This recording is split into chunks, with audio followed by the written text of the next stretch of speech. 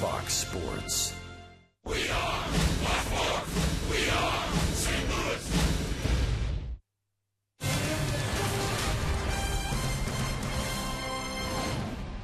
This Cardinals-Reds series sponsorship is presented by Chevrolet. This is St. Louis Cardinals baseball. And tonight we come to you from Busch Stadium in downtown St. Louis, a battle inside the National League Central Division.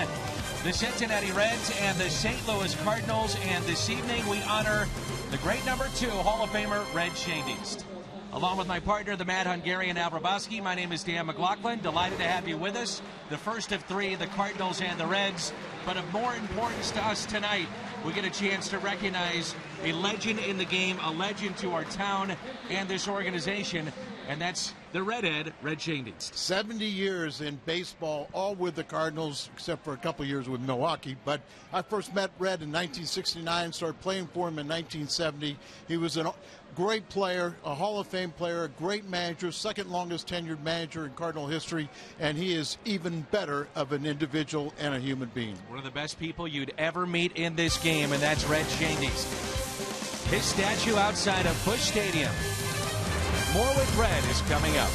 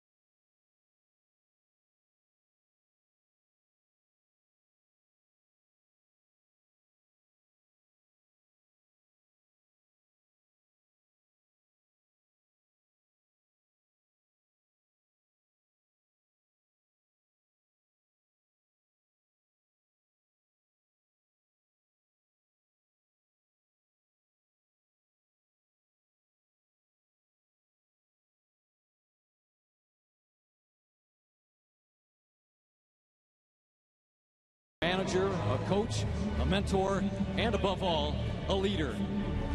It was 70.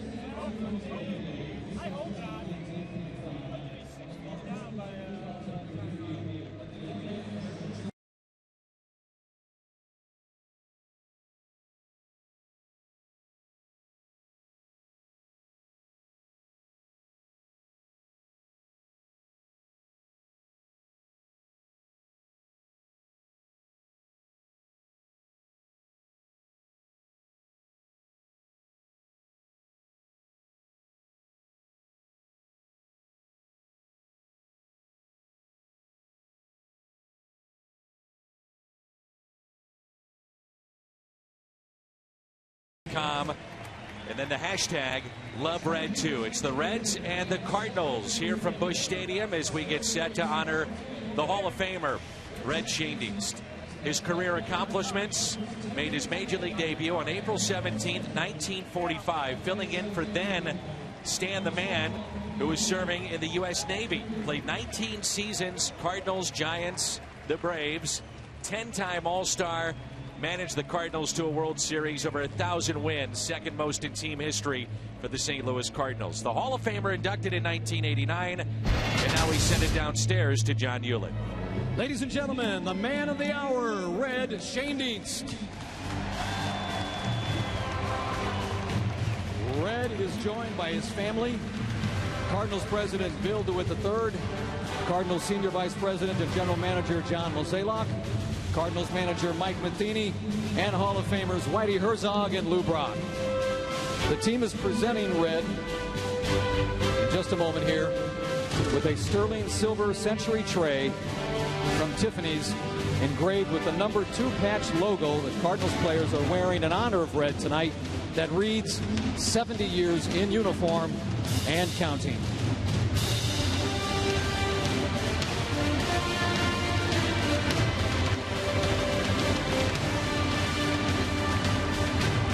The team is also presenting Red with a jersey from tonight's game.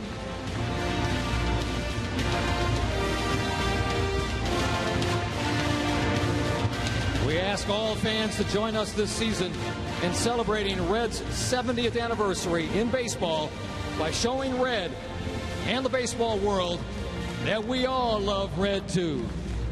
Red Schoendienst, ladies and gentlemen, and his family.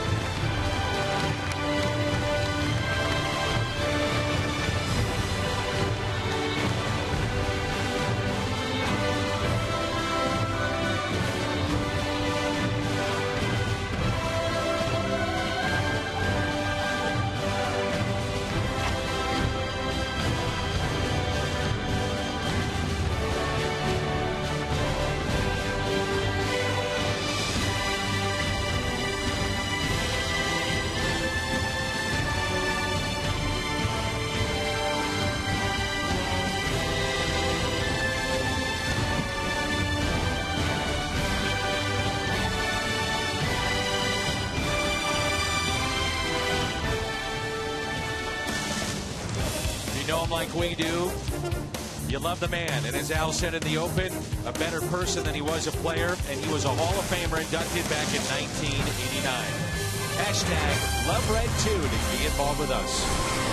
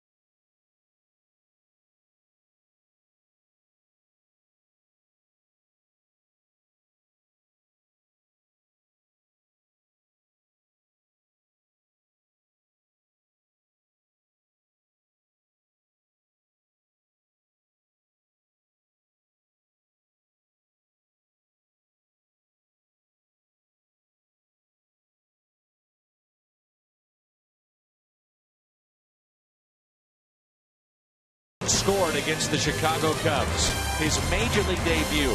70 years ago.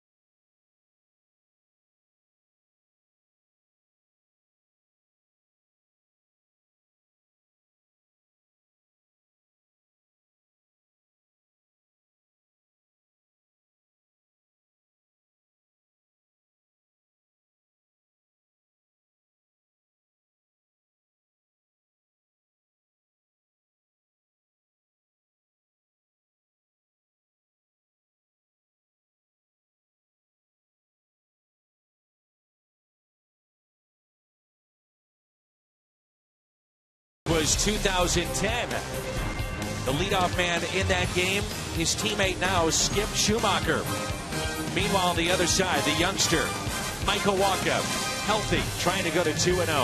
Wacha, Cueto, Cards and Reds coming up.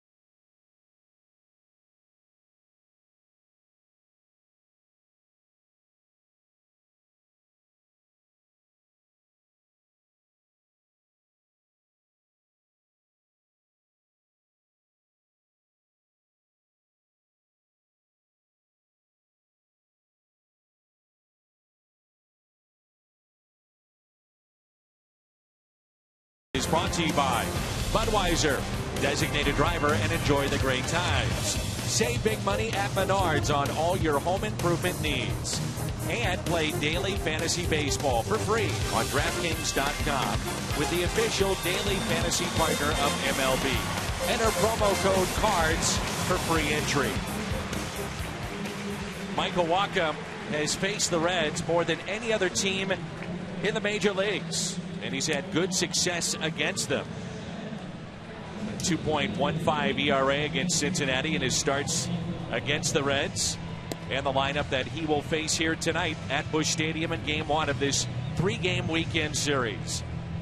The switch hitting Billy Hamilton is yet to be caught on the base paths, 8 for 8 in stolen bases.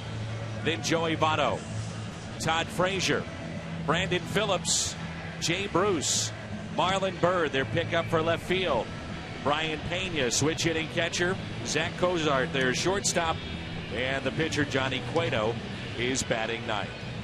On the mound for St. Louis, right-hander Michael Wacha. Well, you saw his numbers in his first start. It was a rematch last Saturday when Wacha and Cueto went head-to-head.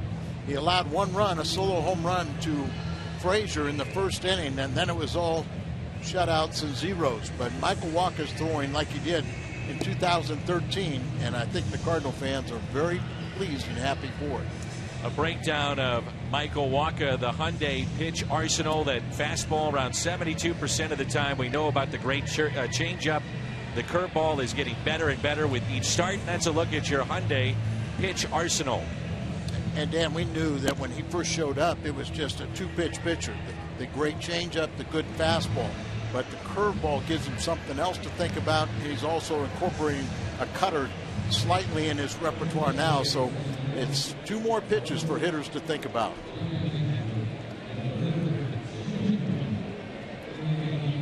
Switch hitting Billy Hamilton. A year ago he had 250 and currently hitting just 219. One home run, that was against St. Louis last weekend, 1 RBI. Carpenter is in on the grass at third, and the first pitch is a strike, and we're underway here at Busch Stadium. Best way to attack Billy Hamilton is to throw strikes, and Walker's done a good job. Hamilton just 1 for 14 against him. Ground ball right side. Nice play, Adams. To Walker for the out. Nice play at both ends right there. Matt Adams, who we saw last year, has more range than most people might think. Goes to his right, knocks it down, but look at his pitcher is right there covering. You got a speedy runner going down the line. You better make sure you get over there, and Walker did. Last Friday night, it was Joey Votto with a pair of 2-run homers off of John Lackey. 3 on the year, 9 RBIs, and hitting .353. There's no question about it. He is a huge key and factor if Cincinnati is to go anywhere this year. Remember last year the controversy where he almost preferred to work on his on-base percentage rather than his slugging percentage. This year he's doing both. He is very deep in the batter's box. Dealt with a knee issue, quadriceps issue. That tails away, and it's 2 balls and 1 strike.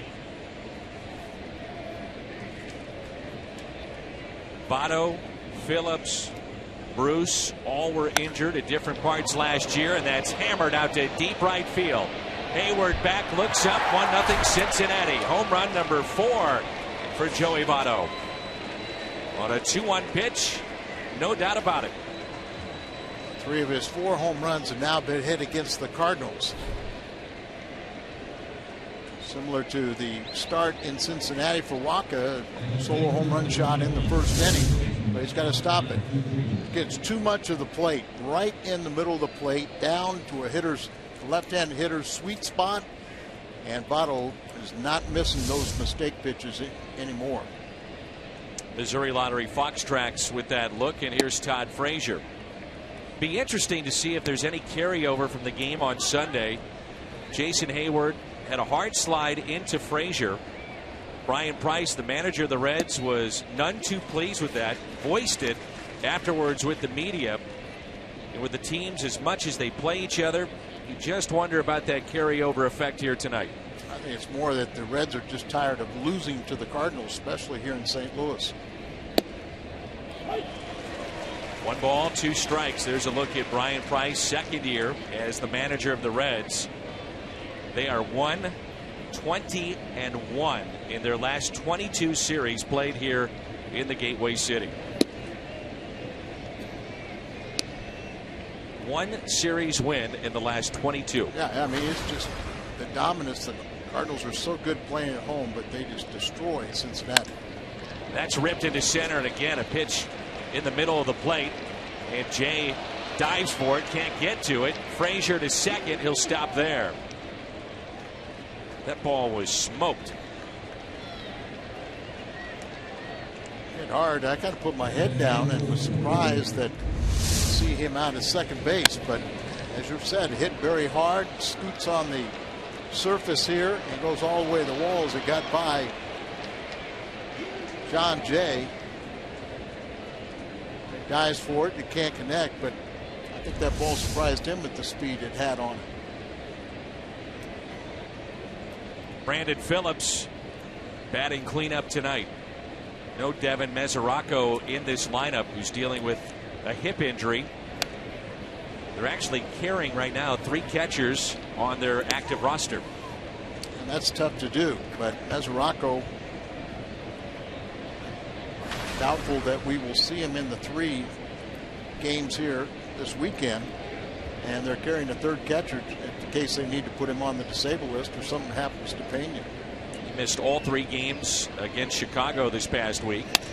Ground ball left side. Carpenter across the diamond to get Phillips advancing on the play. Frazier from second to third. Look at the Cardinals defense. Frazier, by the way, edging down the third base line. Walker has words with Frazier. Now a little smile. Dobbs Tire and Auto Center's defense. Holiday, Jay, and Hayward in the outfield.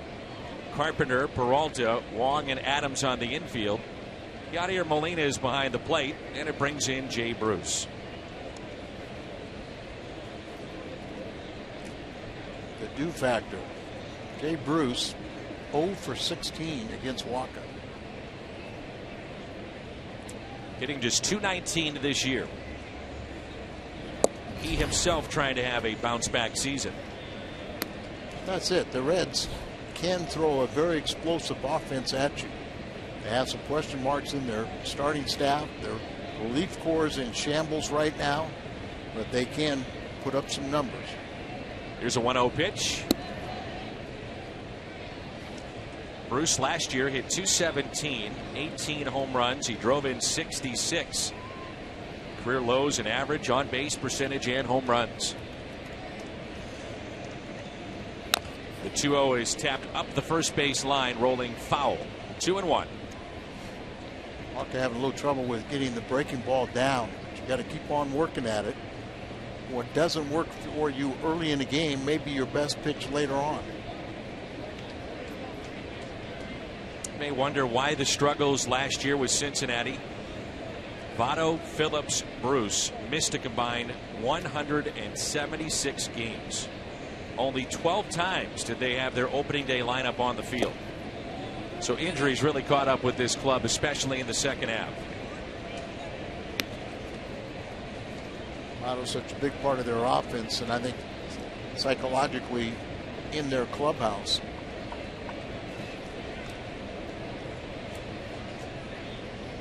A 3-1 pitch, and he walked him. So a 2-out walk to Bruce, and it brings in Marlon Byrd. Paul Jocketty, the general manager of the Cincinnati Reds, said that he tried to acquire Marlon Byrd at the trade deadline last year from Philly. Fell through late, and then he got him this offseason to take over in left field. Now they've gone through 26 different left fielders since Adam Dunn left.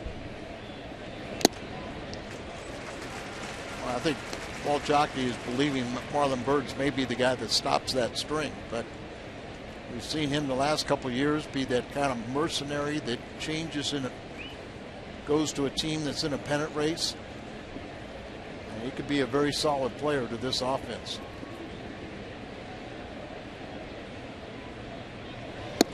Oh, 0-2. A lot of pitches up early on here from Walker. And that's when Michael Wacha is at his best. You know, he's keeping everything down. He's 6'6". He throws in a downward plane. But when he can really throw at the bottom of the strike zone with his pitches, gets great movement.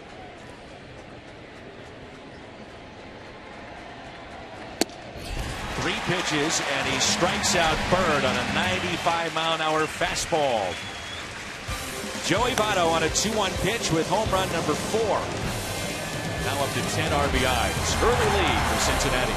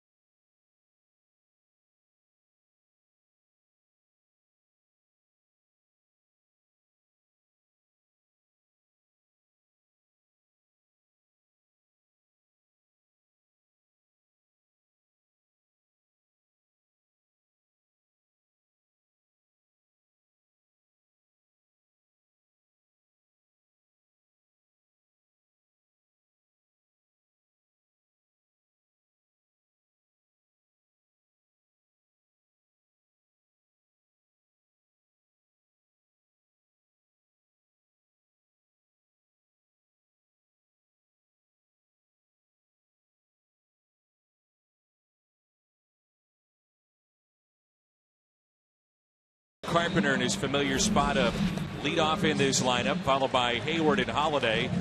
Then Adams, Peralta, Jay, Molina, Wong, and Waka. Johnny Cueto, his third start this year, a .64 ERA. And his last start, the team took the loss. Cueto is 0-1. And he threw 89 pitches against Michael Waka that afternoon. His 2 previous starts, he's gone 7 innings in each of them. So he's one of those guys that's an innings eater, 20-game winner a year ago.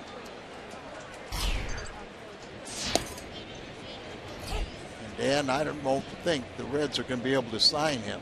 He's a potential free agent, and I would imagine he will command a larger paycheck than what they can afford. Here's an 0-1 pitch. A lot of big names are free agents after this year, and he's either 1 or 2 on that list. Sometimes that can work to the disadvantage of the players if there's too many potential big free agents. Here's an 0-2. When Marvin Miller was the head of the Players Association, that was the one thing he feared after the Messerschmitt case. If you didn't sign a contract, you became a free agent. Carpenter down the right field line. Fair ball just on the line. Bruce has a cannon, picks it up and fires into second. Not in time. Matt Carpenter with a pair of doubles for the game yesterday and starts the Cardinals offensively here in the bottom of the first with a double. It's already his 5th double of the year, and it looks like he hits right on the chalk line. There you see the chalk flying. So they're luck for the Cardinals, and when Carpenter is the igniter, he'll set the offense in motion, and usually when he reaches base, he's going to come around to score. Here's Jason Hayward.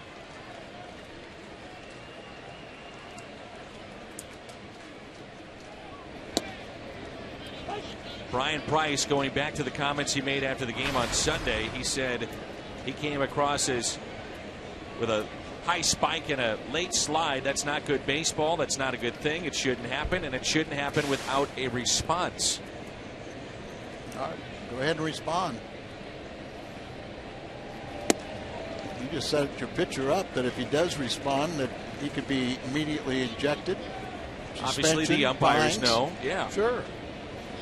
And the thing what happened is Hayward was not anticipating the ball going to third base. That's why the late slide, and he was immediately grabbed Frazier and said, "You okay? You okay?" Didn't mean to do it. Seen a lot of pitchers try to bust Hayward up and in. 2 balls and 1 strike. He gets those arms extended. Big man, 6'5". That's when the ball really jumps. But he's been getting jammed a little bit, and they go inside on him. Hits it to the right side, advancing Carpenter to third. 1 down, and in steps Holiday. Hyundai pitch arsenal for right-hander Johnny Cueto coming into this game tonight. And a look at what he did a year ago. Fastball, changeup, slider, curve. He's got it all, and they're all plus pitches. Yeah, really good, and he's got an exceptional changeup. Got the good fastball. He can spot on both sides of the plate. You know, they said in spring training he left the club for personal reasons. His mother had heart surgery back in the Dominican. Left for about 2 weeks. Came back, picked up the ball, went out and just started dealing again. Didn't throw in between. Infield in here in the first for Holiday. Gives you an idea what Ryan Price thinks about Johnny Cueto. 1 run, maybe enough, who knows. Holiday's been very good with runners in scoring position. Most of the time when a manager will pull the infield in at this time, you don't think it's going to be a high scoring game. 0-2. But you're really asking for trouble when you got Holiday up there who drives the ball so hard up through the middle. He already has 3 game-winning RBIs in the young season. He led the league, or led the major leagues in game-winning RBIs last year, and has the highest average in runners. 0-2 pitch, just missed outside. With runners in scoring position. So you really. You want Matt, just be yourself. Go pick up that RBI.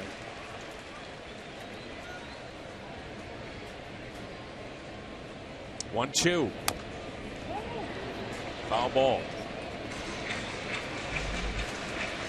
Talked with Matt before the game briefly about his event, Homers for Health, benefiting the kids in the area. A lot of money was raised in the off day Tuesday here in town. His wife Leslie have done a great job with that. All the players were involved in that evening as well. Not only a leader in the clubhouse, but Cardinals are very fortunate to have a core group of leaders that know how to do things in the community. And Matt and Wainwright set that tone. On 1-2. Make it 2-2. Matt Adams on deck.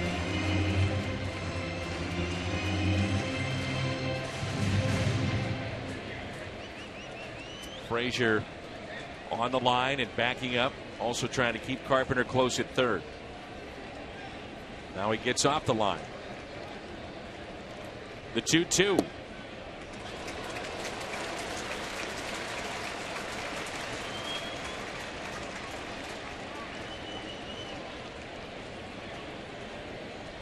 Matt's seeing the ball well. With Cueto, you don't have to throw a strike here. Deal with Adams, who's been struggling a bit. See if he challenges him. The 3-2. And a fly ball lifted into center. Hamilton does have a good arm. Carpenter will tag up. Here comes a throw to the plate. Couple of hops, and Carpenter popped over the catcher, and he's in there. A remarkable slide. We're tied up at 1. Acrobatic. Is it a slide or a handstand?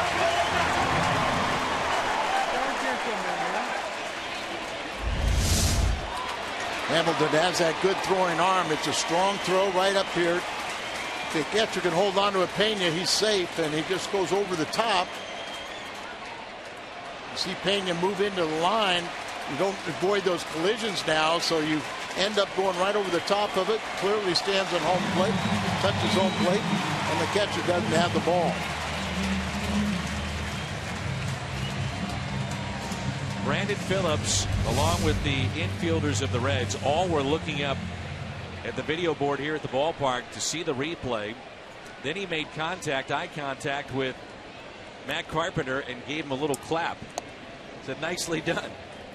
What an amazing athletic play there from the Cardinals second baseman Matt Carpenter to tie this game up at 1. Holiday gets the RBI, his 6th.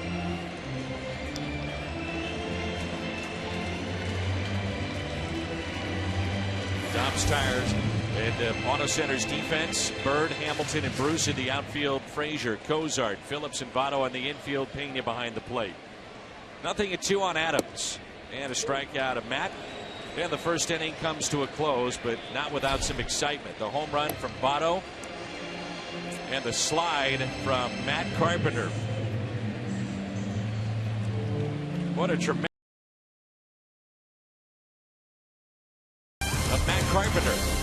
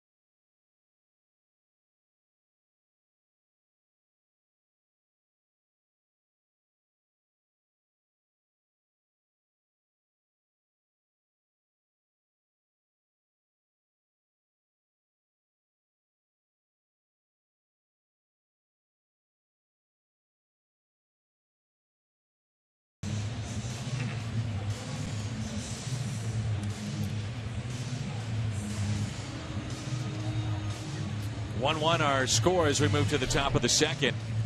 Here's another look at that slide by Carpenter. Back tags up. You know, Hamilton has that good arm. Now it's a foot race. Ball beats him, but Pena can't hold on to it. Now that's a situation there that you can run over a catcher if he's in the middle of the lane like that.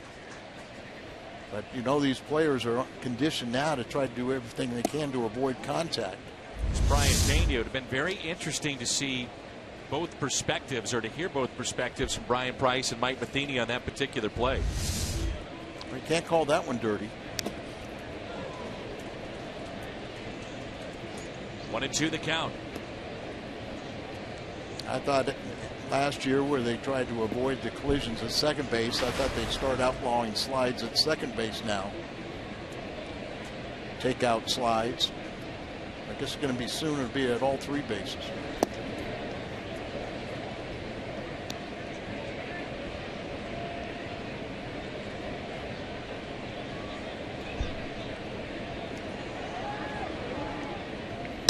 The 2-2, a ground ball hit to second. Colton Wong.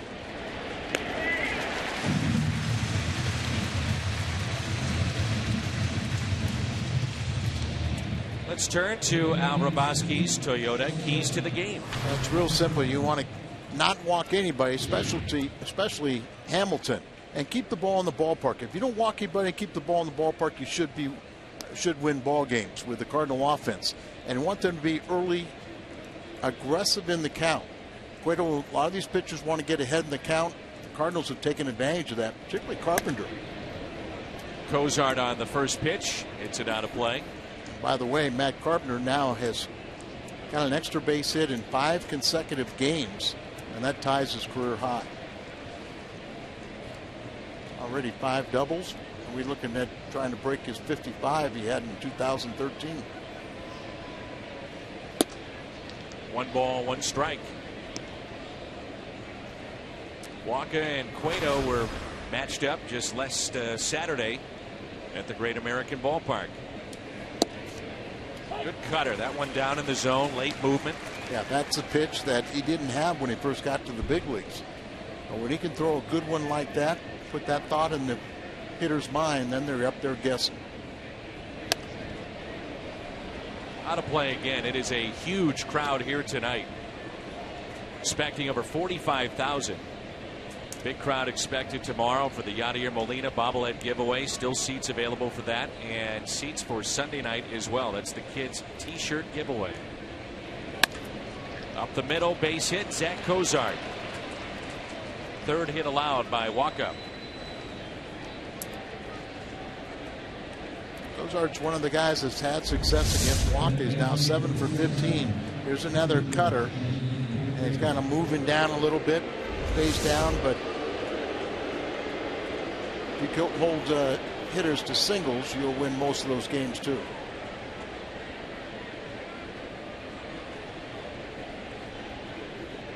Some boos for Johnny Cueto. Fans remember the brawl in Cincinnati. Cueto right in the middle of it as he pushes that foul. Oddly enough, Johnny Cueto with 9 career bunt hits, most among any active pitcher. That is odd. Don't think of him, trying to bunt for base hits. Probably sacrifice situations and just makes one perfect. 0-2. Put your boy there. You get the defense thinking that they're going to be a sacrificing situation, particularly Carpenter, the third baseman, coming in, and the hitter swings away. Real key is he has to swing down on the ball. You don't want to hit a line drive and turn it into a double play.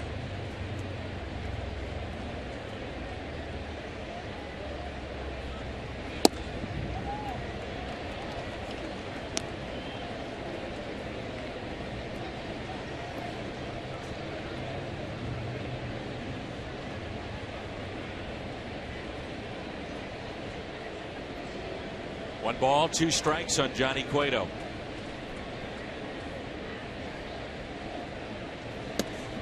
Stabbed at it, and he strikes out. I like that from Waka. Too many pitchers today, when an opponent is trying to give you an out, they just lollipop the ball down in the strike zone, trying to help them out. Elevate the ball. Elevate the ball. You see how difficult it is for him to hit down on the ball. Most of the time you drop your bat angle and you pop it up, but you elevate the ball, especially when you've got the 2 strikes, 1 ball, 2 strike count, and you can get the easy strikeout, and they don't get that easy sacrifice. Now it's Hamilton. Some hitting lanes for Billy. Adams holding Cozart with good speed at first base, and Carpenter, because of the speed of the Reds' leadoff man, has to play way in on the grass. It's a good play by Matt Adams to take a hit away from Hamilton his first time up.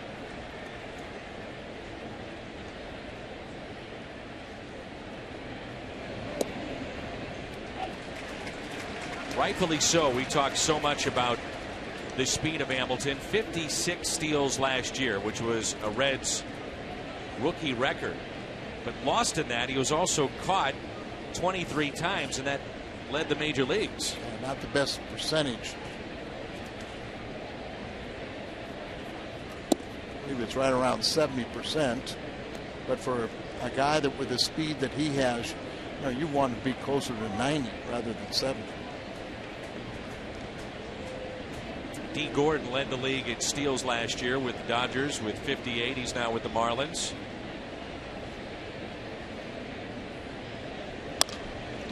Hit to Colton Wong. The Reds strand their third runner in 2 innings. We're tied up 1-1 midway through 2.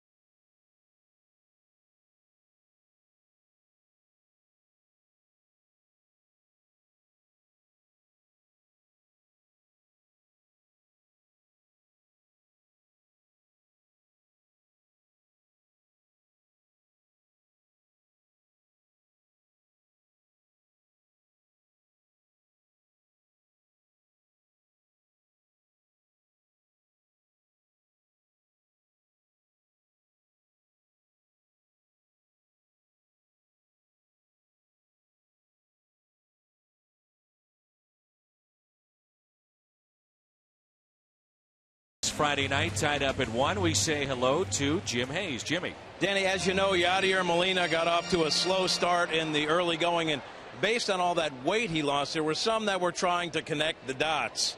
You know, weight loss tied to a slow start offensively. Yadi told me it wasn't a weight issue, it is a timing issue, and he says it was tough to get going because of the scattered schedule of the first week. He says day to day he doesn't feel any difference being lighter, but he does hope that it will help him stay fresher down the road. And by the way, since starting the season 0 for 10, Yadi has gone 8 for 19. So, Dan, I'd say it's pretty well locked in now. Yeah, 5 hits, 2 RBIs in his past 2 games. Monday is 11th straight season opener, the most ever by a Cardinals catcher. I'll be a little more of a believer when I see him driving the ball. It's all early. Singles. It's early.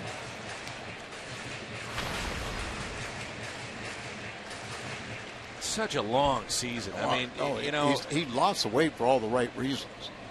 And you think about it, Al, in this town where every game is dissected, everything that a player does is dissected, and it's great because it means there's wonderful interest in the club. But you know, after opening day, you're starting to wonder, okay, what's going on here? Then he has 2 good games. You say, well, he's back. Exactly. You know. Well, there's no doubt Cardinal fans wear every game, the emotions of every game on their sleeve, and that's why the players have to have that even temperament. Can't get too high after a victory or too low after a defeat. Strike 2, John Jay. Talk about trying to be aggressive early in the count. You know, these guys, by not being aggressive, they're hitting 0-1. John Jay, back on April 30th of 2010, was batting second in the lineup against Johnny Cueto.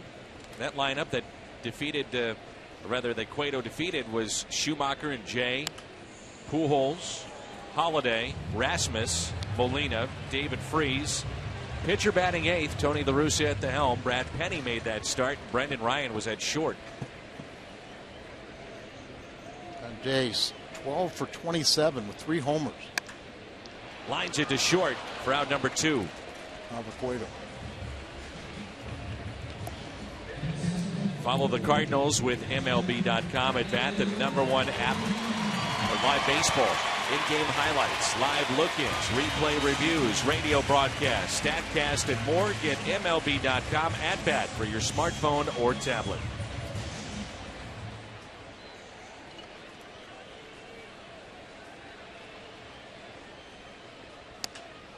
High fly ball. Left field. Bird near the track and puts it away. So 1-2-3 inning for Johnny Cueto.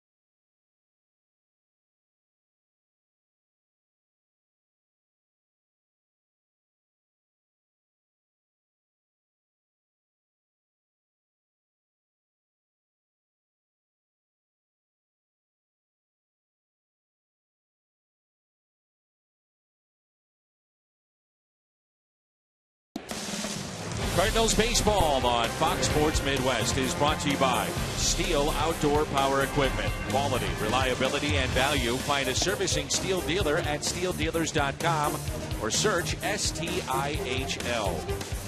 And by Ford, the official cars and trucks of the St. Louis Cardinals. Treasure. Red Schoendienst, as a player, his career with St. Louis. Elected to the Hall of Fame in 1989. And people don't realize that Red also served in the military in World War II, but got an early discharge because he had a bad eye. And also then he had tuberculosis. And that was extremely serious. He said he used to lead the league in hitting every year.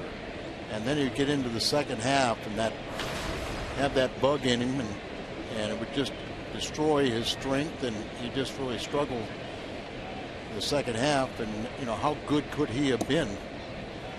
And people that have ever seen him shoot bird hunt, you can't believe he had a bad eye, because he's still, even at 92, is a crack shot. 2-1 pitch to Votto, who homered in the first inning. His story to the major leagues is remarkable as well, from Germantown, Illinois, and sleeping outside Union Station. Broken bat popped up into shallow left. There's the Cardinals shortstop Peralta. His connection to Branch Rickey after a bad day. He thought he was done. Rickey pulled him aside and said, "Son, you're going to be just fine. Go get him tomorrow." The story about sleeping on the bench was he and his best buddy, Joe Linneman, came over from Germantown, and they had just enough money to get over to St. Louis and back across the river. And they went to a tryout camp. Frazier with a high fly ball out to right.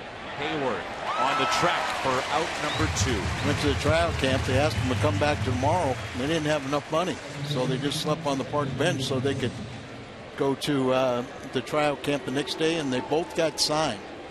Red got the, if I remember right, as you see the patch the players are wearing tonight.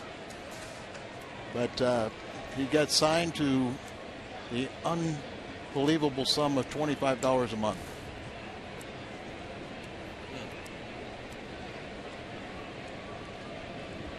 Two outs. Nobody on for Brandon Phillips. We still see him dress out before games, talk to players, sign autographs, take pictures, do the interviews. Amazing. You talk to Red, you say, "What's the secret to your longevity?" He says, "Being around younger people." And that's why he's out here every day. He'll make his walk and his rounds in the outfield during batting practice. And he'll come up, change clothes, come up and sit usually in John Mozeliak's suite. But he's enjoying tonight with his family. And boy, is it a big family now. Got 3 girls and Kevin, his only son, but that family has grown to grandkids and great grandkids and everything else. And his lovely wife Mary, she passed a few years back, but boy, was she a winner too. Phillips grounded to third his first time up. There's, speaking of second baseman that played here in St. Louis, former Cardinals second baseman Skip Schumacher told me last week one of the great memories, if not the best memory he had about being in St. Louis, was as a Dodger and getting a standing ovation in the playoffs. Here's a 1-2. Chopped up the middle. Peralta to his left, bobbles, and not in time.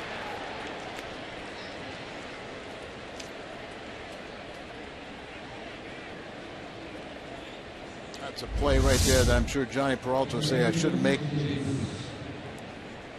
9 out of every 10 times.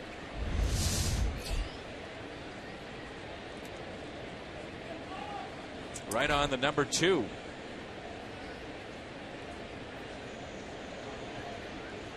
extends the inning now to Jay Bruce. Bruce walked back in the first inning. Short lead at first by Phillips. That pitch taken inside.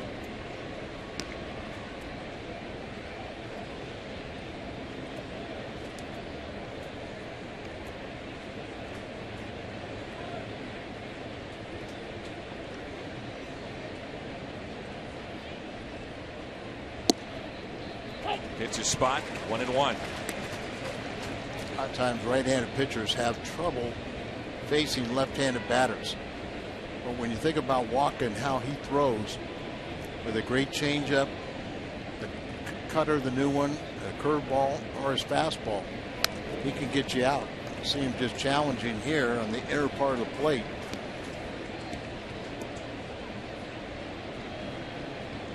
Michael Walker's one of those pitchers that knows he's going to go through this lineup at least 3 times, so he's got something in reserve. Yachty and he will work on knowing, okay, throw to first base.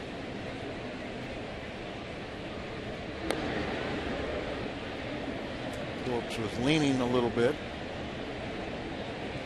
The Reds are 12 for 12 in steals this year. There's Hamilton's 8 for 8.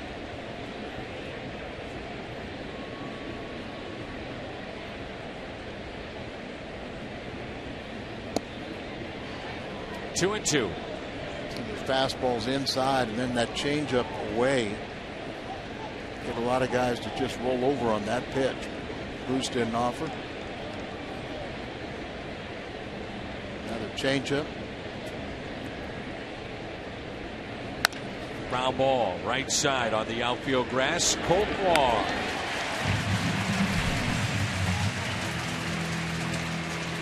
Fan favorite for a number of seasons here in St. Louis, Skip Schumacher signing autographs. 40,000.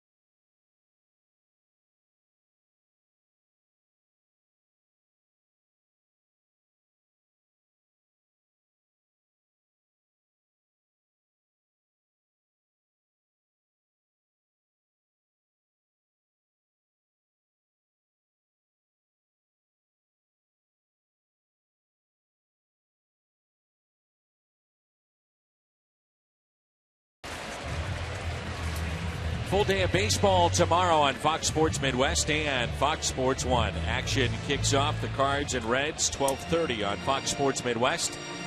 Then on FS1, back-to-back AL East showdowns. Orioles and Red Sox, Yankees, Rays. Also see that on Fox Sports Go.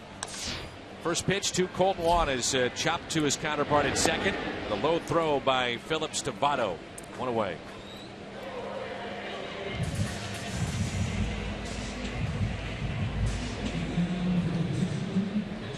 Mentioned the potential free agency coming up for Cueto. Some of the pitchers out there: David Price, Bartolo Colon, Jeff Samardzija, Giovanni Gallardo, Mark Burley. Zach Greinke, by the way, could opt out of his deal and become a free agent after this year. So he's in some pretty good company.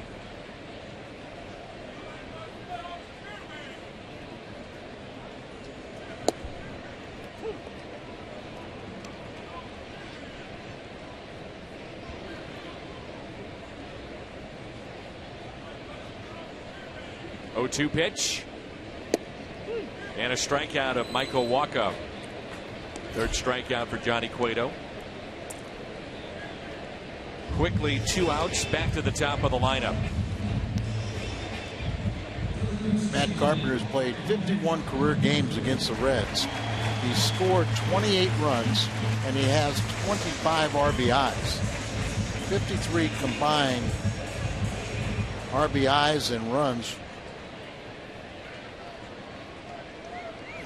He leads the team right now in RBIs, runs scored.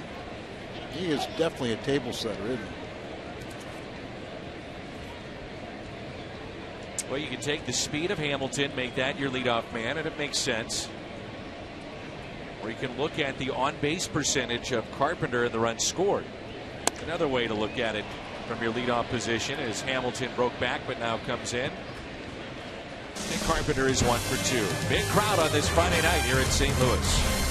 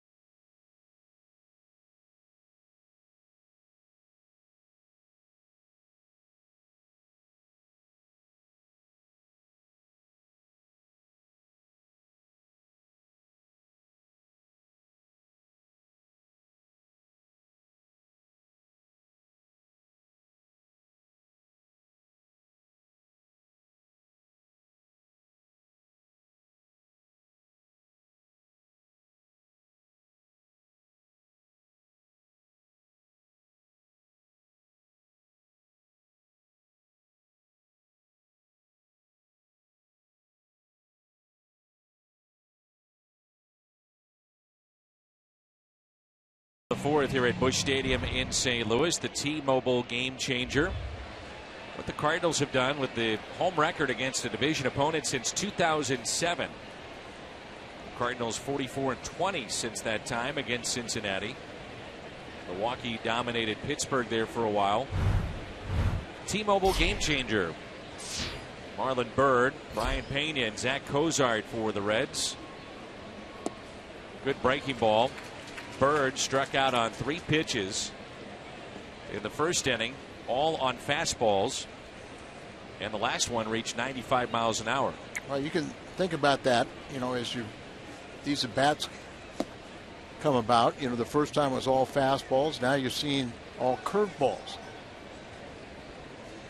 Get a hitter that thinks, okay, you're going to throw me all fastballs, then you change it up the next at-bat, and then you still have something reserved for the third at-bat. Cutter there, but because it was up and got him to swing at it, became very effective. Bird's talking to himself.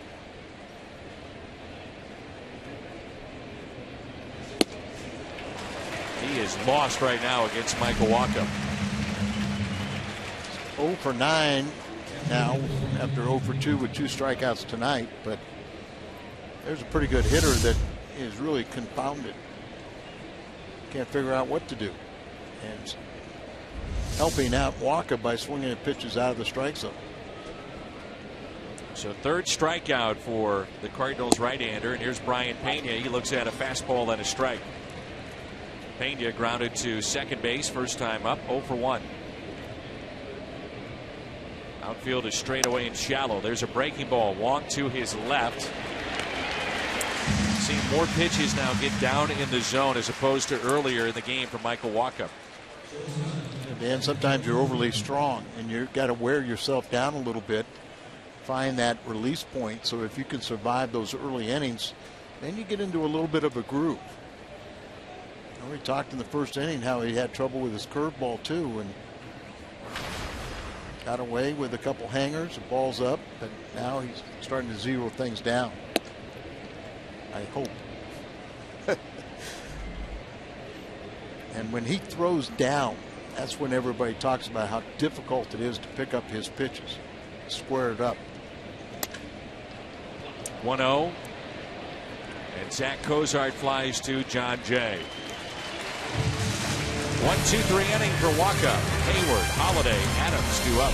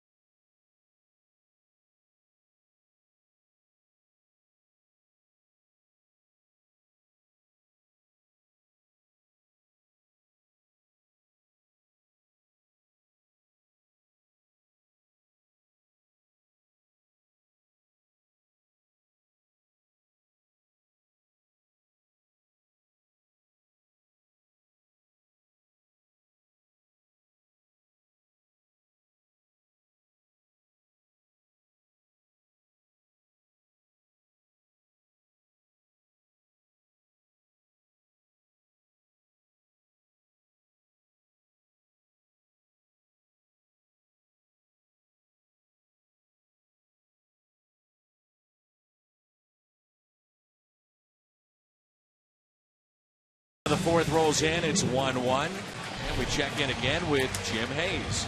Dan, as you know, Jaime Garcia is on the DL with a shoulder issue, but there's some progress to report. John Mozeliak says Garcia threw to hitters today for the first time at extended spring training since going on the DL. He says Jaime threw 22 pitches unrestricted. According to Mo, Jaime felt good afterwards. Mozeliak told me the plan is for Garcia to throw 30 pitches on Monday, then possibly a 3-inning simulated game on Saturday.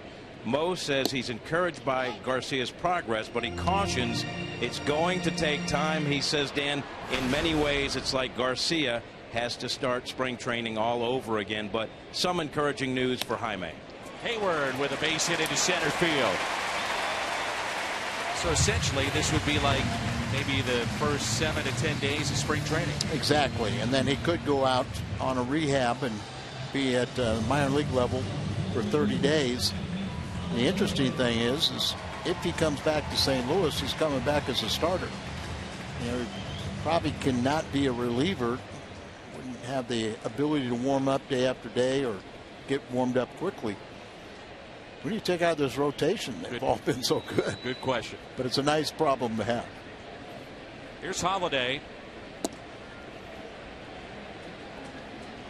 I said it in spring training. I've said it now a number of times when Hayward has been at the bag at first. He is a threat to steal. He's got good speed and runs well for a big man. Had 20 steals a year ago.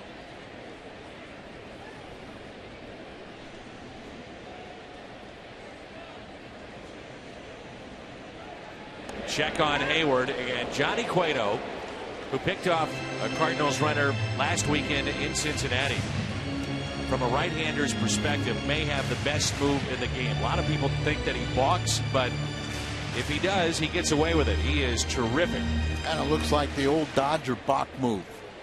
And you know, a lot of times a runner will go on first movement. They kind of move their leg, the lower leg, a little slightly, and they start to take off. But then they're so quick to go to first base, you'll pick off a lot of runners and umpires. Double play ball hit sharply to Cozart. The turn by Phillips to Votto. 6-4-3. Remember the rule changes this year. You can't have 2 feet out of the box. Man, whoa, there we go. Get it back in there. For the most part, I think guys have complied extremely well. Talked to an umpire's official at length today who is at the ballpark, and they feel the pace of play has picked up, and they're really going to try to stay on the players. Memos have been sent out to the players, and the small fines that they do receive, it's not going to make a dent on many of the salaries that players are getting today, but it is there to be a reminder. And a lot of this stemmed from the fact that they wanted to speed up the game because of what happened last year with replay, according to this individual I was speaking with. They just didn't want to have the lulls in the game. They thought it really took away from the enjoyment for the fans. And it seems like this year some of the replays that have taken place, not as many, but some of them the other day, they had a 6-minute delay. We had one, I think it was in Cincinnati, that was quite extensive also. Average time of replays this year has been 1 minute and 59 seconds. 1-2 the count on Matt Adams, who struck out on 3 pitches looking back in the first.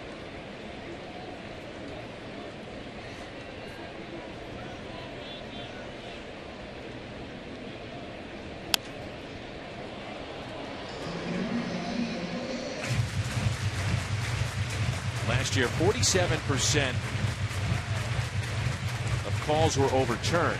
This year, small sample size, 42%.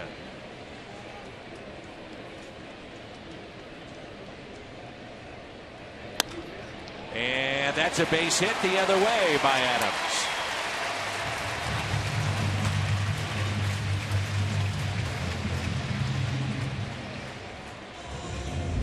Chevy Fox tracks. He went down to get it. See the off-speed pitch, change up away. Good piece of hitting right there, just making contact. Lob serve over the shortstop area. Matt needed that one.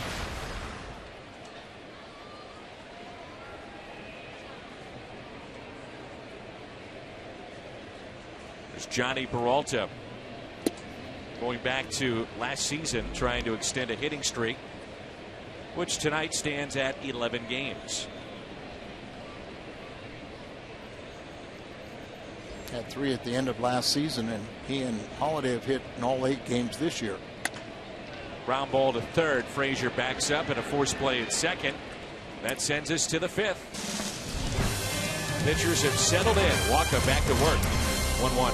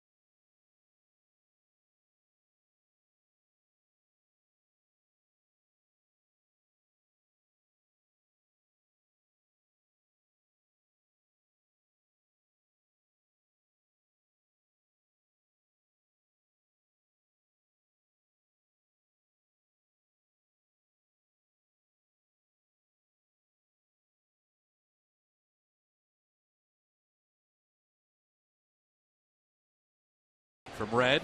People forget that at the end of Red's career, he was an outstanding pinch hitter. There's Johnny Cueto, and the awards and the accolades and the admiration for Red just keep on coming, because it's about 7 or 10 days ago he was honored with the Milwaukee Brewers, and he spent a number of years with Milwaukee, and he's now in their Wall of Fame. And what happened there, and that was the Milwaukee Braves, and I believe it was 57-58. They had an outstanding young team. Guys like Aaron and Matthews and Burdette and Spahn, but a great team. But they said when all of a sudden they got Red Shanges, that team learned how to win, and he took them over the top, and they won in 57-58 if memory serves me. He also played a little bit with the Giants. 1-2 is popped up off the bat of Cueto, and there's Wong. One away. Came back and he played, was a pinch hitter for the Cardinals. But I got to tell you a story about Red. Right after this, hold that thought. 2 hours prior to every game, ice cream sundaes, free North Star ice cream treats while supplies last, and you can get that this Sunday. My first spring training, well, Carlton was still with the ball club, and one day Red called me Lefty. And Carlton heard that and he said, "Hey, that's pretty good." It took him 3 years before he called that to me. Well, Red might have found out my name a little bit sooner. Bunted in the air. Adams. 2 away. Hamilton retired. Very first spring training I went to, 1970. This was back in the days when everybody had to stay at the same hotel. And my buddies back on the West Coast decided at 3 o'clock East Coast time to try and make a phone call to me. In the morning. In the morning. And so they couldn't find my name. So they called Red Shanges at 3 in the morning to say, where's Robust? What happened the next day? I think I was sent down. That's not the way to endear yourself to the manager. Yeah, but I think he found out I was left-handed. You sure those were your buddies? Well, they were. Base hit for Votto into right field, and he's 2 for 3. Looked to be a breaking ball, and looked like he pulled an outside pitch. Let's take a look with Chevy Fox Tracks. Breaking ball, but it's got a little hump in it, stays up a little bit, and he's too good a hitter to miss that one. Get the ball down and maybe pounds it in the ground. Here's Todd Frazier, who doubled into left center, and you see the numbers for Votto. Also fly to deep right. I would assume Red was a great guy to play for because he's so personable and would communicate with his players. Well, Red was just, he treated you like a man. It was back in the days where everybody's on one-year contracts, and if you're doing the job on the field, he didn't care what you're doing off the field. As long as you didn't embarrass him or the organization, you were taking care of business. Frazier pops it up. Will it stay in play? Carpenter near the dugout, and he's got it. Jay Molina Wong due up.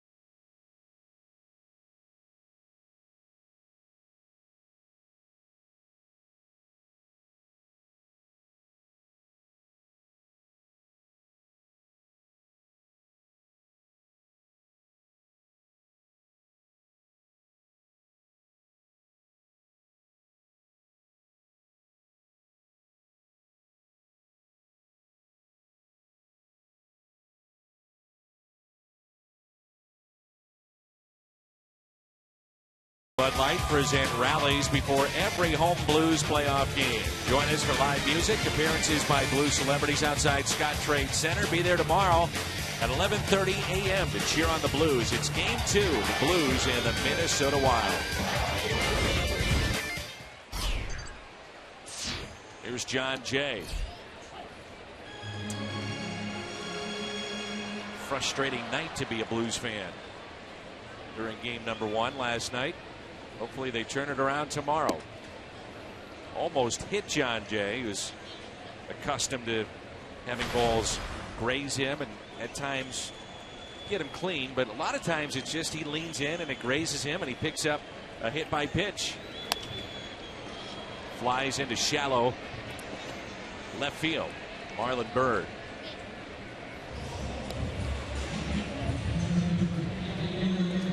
Next time you're looking for great seats, get to StubHub, where there are no surprise fees at checkout. That's right, on StubHub, the price you see is the price you pay. Plus, with the StubHub app, you can buy and sell Cardinals tickets anytime, anywhere. StubHub, the official fan-to-fan ticket marketplace of the Cardinals. Yadier Molina.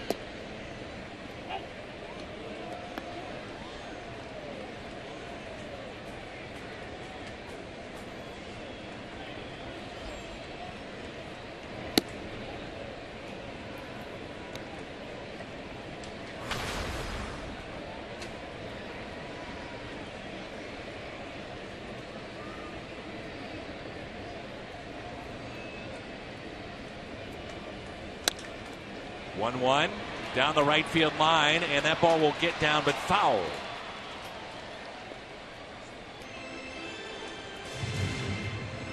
We're back at it again tomorrow. Homer Bailey and Carlos Martinez. Martinez very good in his first start. Nearly 10 strikeouts against these Reds. We'll come your way tomorrow 12:30 with the What's on Tap and our Budweiser pregame show tomorrow.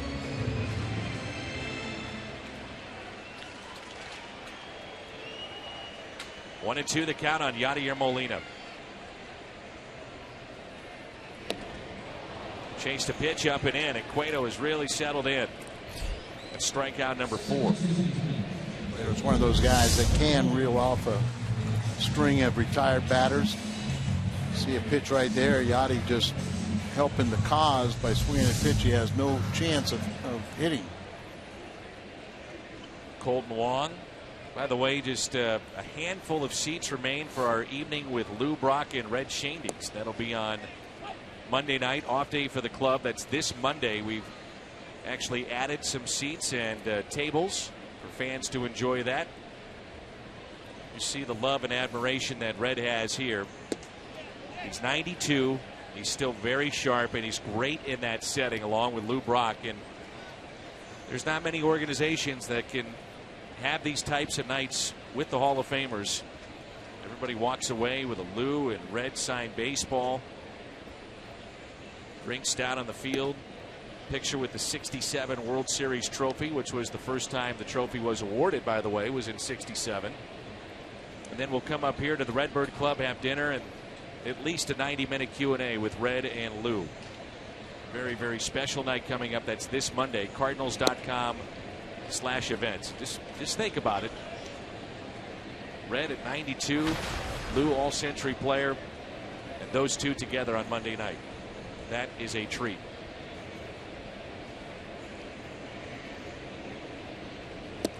And a swing and a miss. A strikeout of Colton Wong with the fastball. Back-to-back Ks and 5 tonight for Johnny Cueto.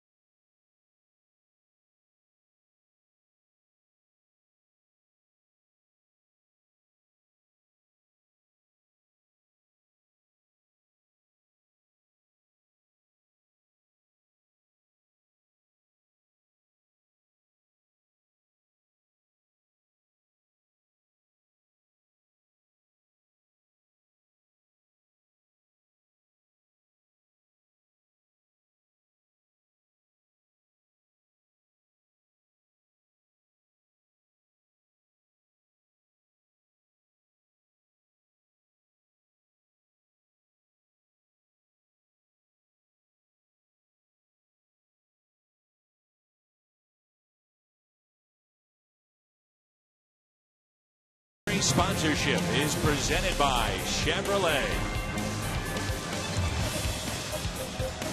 Along with Al Raboski, Dan McLaughlin, our entire Fox Sports Midwest crew. Even Jim Hayes is here. Jim was double duty yesterday with the Blues and the Cardinals. I know another great, real good friend and fan of Reds passed away this past March. Dear friend, 86 years of age, Joe Fleming. Joe was such a great guy and really a character. Judy, his wife, and Angel, his daughter, and grandkids, just, one of the biggest Cardinal fans we've ever seen. And like I said, a lot of times he even was interviewed by Jim Hayes one time. It was with the passing of Stan Musial, and Joe Fleming was interviewed. But for a lot of people that know Joe Fleming, I know there's a memorial service tomorrow, and hope you can attend. Phillips on a pitch that's up, lines it to left. There's Holiday.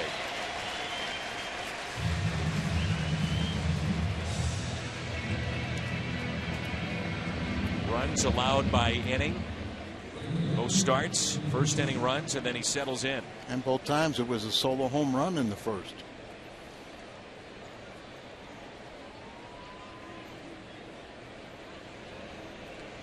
Jay Bruce has walked and also grounded out to second. It was the cutter that misses down and in.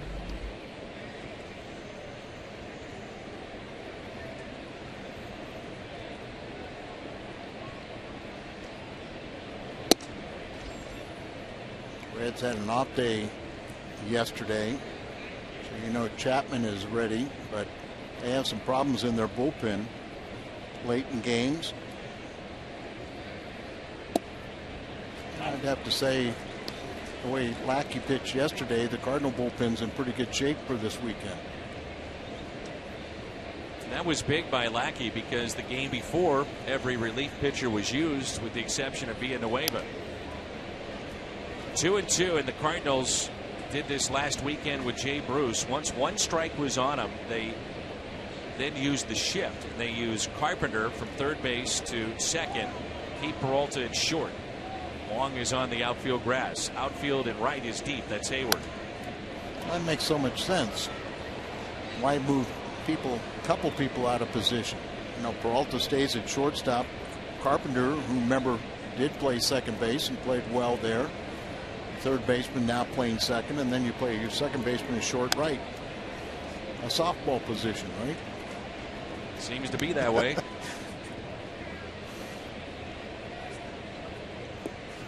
Still have to have your left fielder play almost like he's a pull hitter from the right side. The 2-2. Strikeout of Jay Bruce. 4 tonight for Michael Wacha.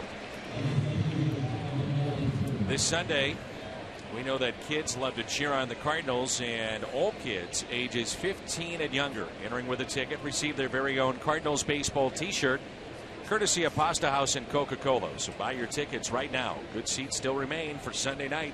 The kids t-shirt. It's Marlon Byrd in the previous 2 at-bats.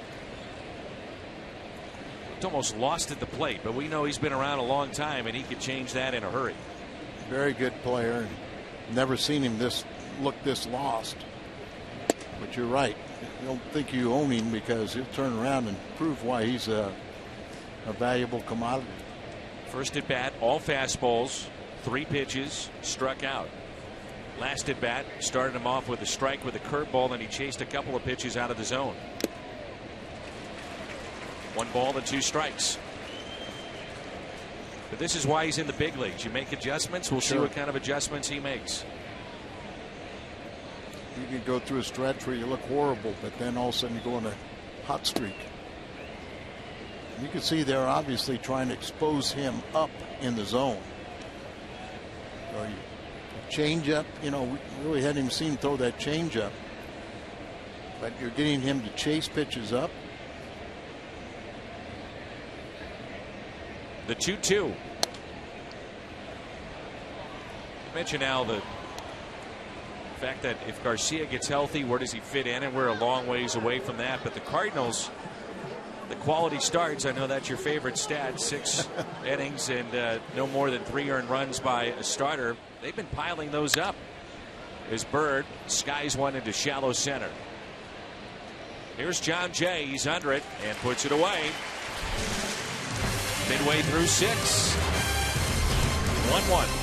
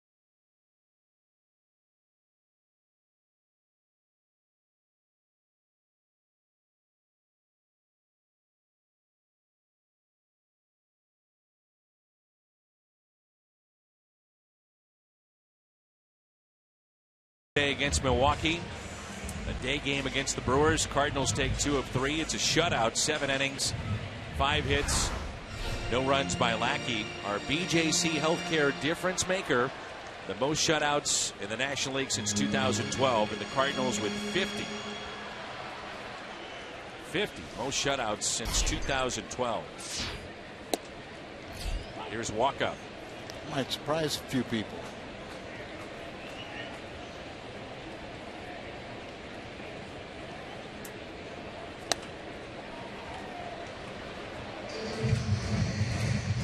Some managers, many if not most, especially early in the season, will pull a starter. There's that quick pitch by Cueto to disrupt the timing of the hitter. But you've seen Mike Matheny go deep with Adam Wainwright in games, especially early last year. You know, you think about the first 4, maybe 6 weeks and what you do with a starter. Not all managers like to see their starters go all that deep in a game. Now, when I say that, what I mean is you want to see him go deep. However, you don't necessarily need to see the 8 or 9 innings. You'll pull them in, turn, and bring that relief corps in. And as they go deeper and build up even more, that's when you see the complete game starting to pile up. Sometimes you have to consider whether a guy's coming off an injury. You know, did he have injuries last season?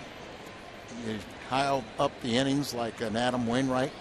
I think Mike Matheny's talking about I'm going to control Adam Wainwright's innings to some degree. I'm not sure Adam's going to agree with that. But like Wainwright said, he said, you know, I'm a big man. I'm a strong man. You know Lance Lynn is. And Lackey, even at 36, showed you that he's going to give you that quality start. And he's going to go out there and challenge people. Johnny Cueto has struck out 3 straight and 6 in the game. You know, Lackey's, I believe he's made 6 starts now as a Cardinal here at Busch Stadium. He's 3-0, and all 6 of them have been quality starts, and he pitched his best game yesterday. Talked at length with John before the game and asked him about the conversation with he and home plate umpire John Hirschbeck, and he said just a friendly conversation. I said, uh-huh. And he said, actually, it was. He said, we were exchanging the non-pleasantries when I was on the mound. I questioned a few pitches I thought were strikes, and between innings we had a conversation and actually kind of laughed about it. He said, I have no problem with John. He said he's been a good umpire for a number of years, and he respects me, and I certainly respect him. By the same token, you have the right to ask an umpire where the pitch was. If you think it was a strike and he calls it a ball, you want to say why. Where did you see it? And then, as you said, they did the right thing in between innings. You know, you don't do it demonstratively, but you have two guys that have known each other for a long time. This is the 17th year for Lackey in the big leagues. So he's been up against John Hirschbeck, a crew chief, many, many times. And so you talk it over and you can laugh about it a little bit and break the ice. Just a big old Texan, John Lackey. A swing and a miss by Carpenter, and Cueto is locked in. Strikeout number 7. The UMB Champions Club was already Busch Stadium's hottest ticket, and now new for 2015. Fans can enjoy a third full-service bar, plus a new outdoor patio and expanded seating. So get your tickets at cardinals.com/all-inclusive. And we're going to be there, what, on May 5th? I believe so. UMB Champions Club, that'll be fun. Ball outside to Jason Hayward, who is 1 for 2.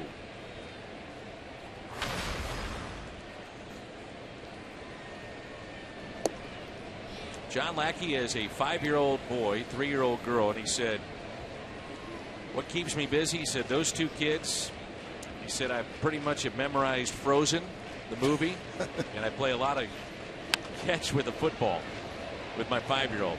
He said it's really neat, though, because that'll find the seats that his 5-year-old is starting to understand a little bit that, you know what, Dad's got a pretty cool position. He's a major league player. He said after wins, I allow him to come in the clubhouse. Losses, nuh-uh. I was going to say, after his win yesterday, his 5-year-old was sitting right next to him and didn't say a word. He was soaking in the atmosphere. And he probably got to meet Jim Hayes. Probably. What a thrill.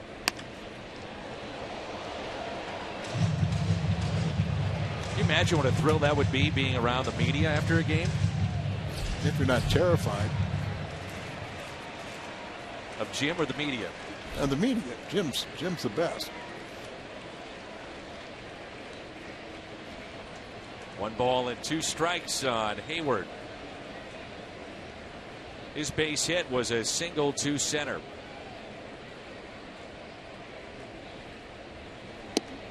On the outside corner, and here in the 6th inning, Johnny Cueto strikes out the side, and that is 5 in a row and 8 in this game.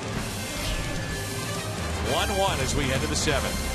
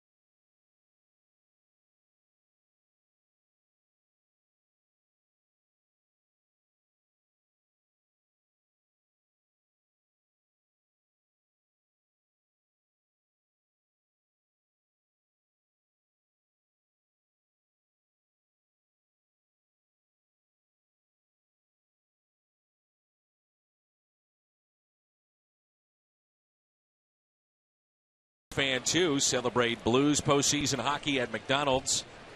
Get a Big Mac or Quarter Pounder with cheese for just 25 cents when you buy one at regular price on Blues game days. Huge crowd tonight here at Busch Stadium in St. Louis. 7, 8, and 9 in the lineup for Cincinnati. This is Brian Pena, the switch hitting catcher. The Cardinals looks like they're just going to start to throw in the bullpen. No activity for Cincinnati.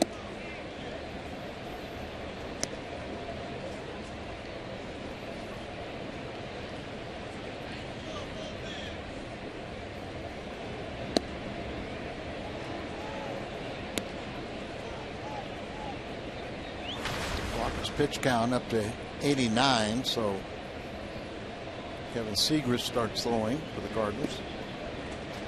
Good changeup on 2-1, evens it up. Pena twice has been out front, grounded to second base on that changeup.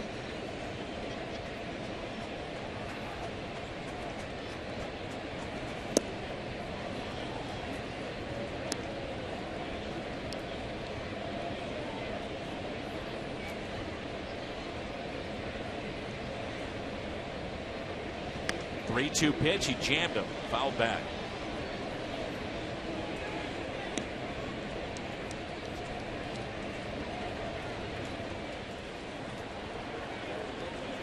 To the championship years.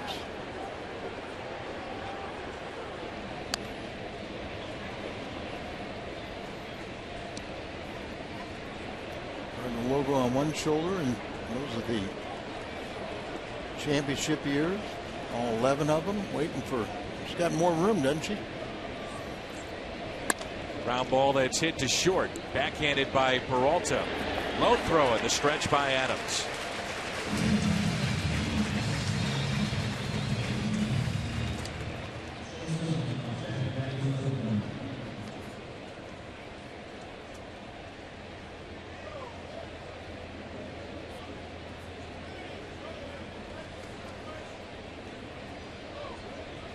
Zach Cozart 1 for 2.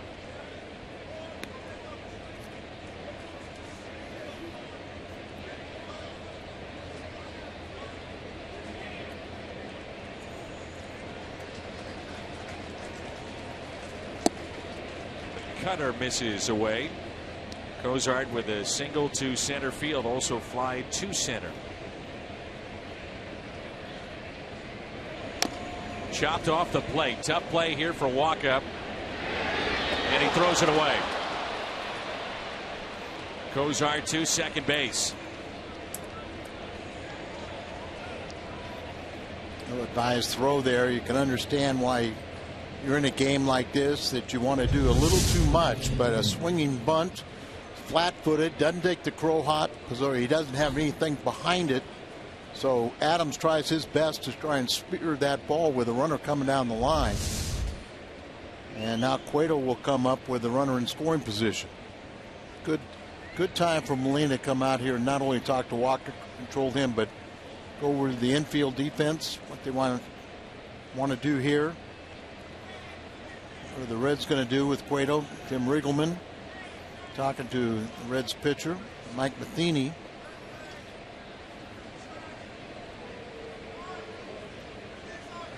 Be a single and an error. And I'm sure he's asking about Cozart being outside the baseline. Right-handed batter almost has to start in on the grass running like this. Then he's got to get back into the running lane. But it's one of those things where you're automatically going to be in the grass, especially when you're swinging the swinging bunt like that. But you could make a case he never did get in the baseline. So we'll see. They're going to challenge this, and it doesn't look like they are. Is that challengeable? Nope.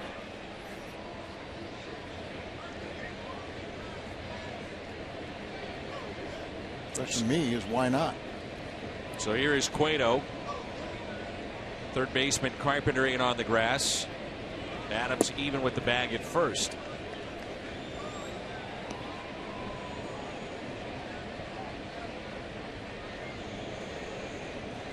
Cueto here, and then Hamilton on deck. Beautiful bunt. Cueto just hustling down the line. So the sacrifice is good. A reminder that Saturday, June 13th, Busch Stadium hosts the 11th annual Purina Pooches in the Ballpark Day. Come downtown, enjoy a ball game with man's best friend beside you. Limited number of tickets are on sale now at cardinals.com/pooches. So the sacrifice is good, and a big at bat here for Billy Hamilton, the switch hitter.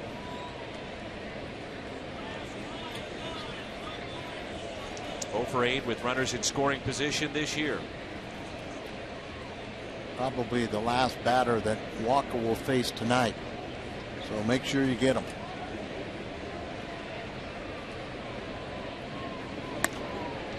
Strike one. And that's the best thing you could do. Go out there, attack the strike zone, get ahead in the count.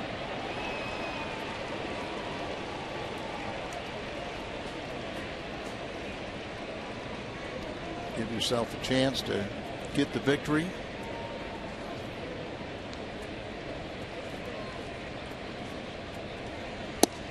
Oh, and 2. What do you do with an aggressive young hitter like Billy Hamilton here? You got the changeup, is his best pitch. We saw how how Wainwright attacked Billy Hamilton with the curveball, but he's in the driver's seat. 0-2. Good pitch. Was a ball just off the plate, but trying to get him to bite.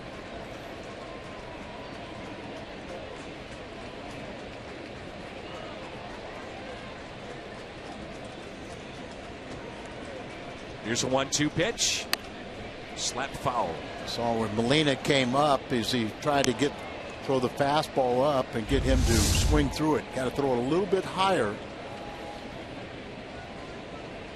Hamilton does have 1 home run, and that was against the Cardinals this season. But what they're trying to do there is get either a swing or miss, pop up, elevate it again.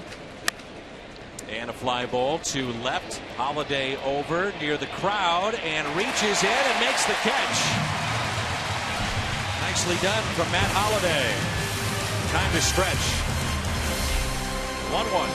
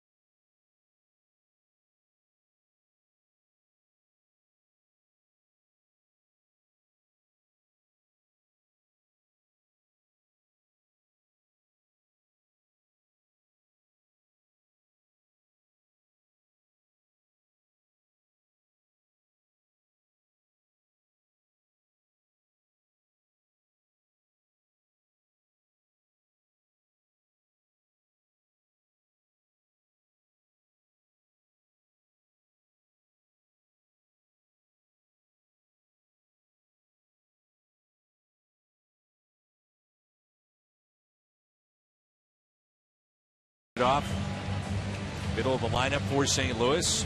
Good ball game here at Busch Stadium. Kia in the driver's seat. Holiday off to a good start, and here's his rank since April 16th, his debut of 2004. Not too shabby.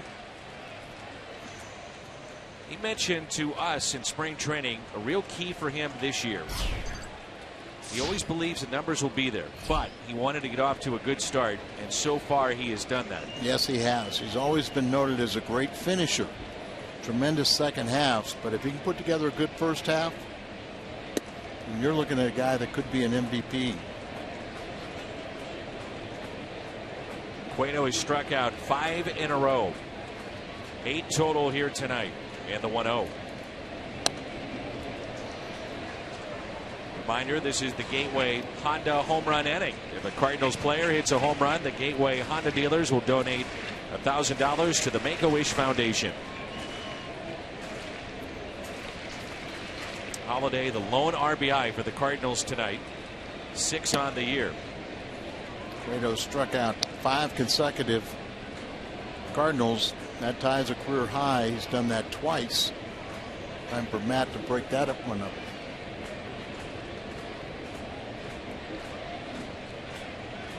The 2-1. And a base hit into right. Cueto went with the Louis Tiant look towards home plate. And Holiday greets him with a single into right on the previous pitch. How did we get here? If you're just joining us, first inning, Joey Votto and no doubter. Into the seats in right center.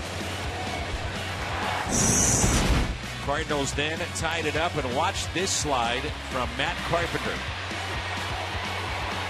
More of a somersault. Athletic play. Adams with a single to left. Last time up, also struck out looking in the first. And the reason you say an athletic play, because in your mind you're going to come in feet first or try and run around a tag, and then to try and alter and go over the top with the somersault, you have to be pretty athletic in order to do so and not hurt yourself. Base hit by Holiday. Breaks the string of 7 straight set down by Johnny Cueto. Holiday also extends his hitting streak to 9 games, all 9 games played this year.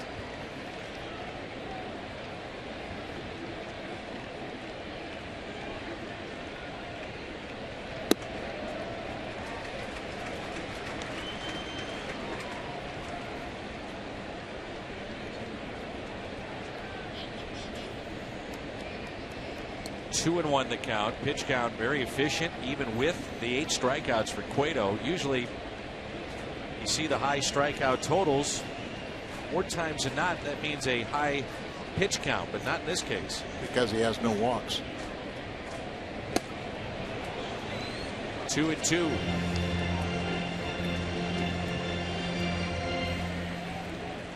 Plaza Tire Service replay. And the Fox tracks.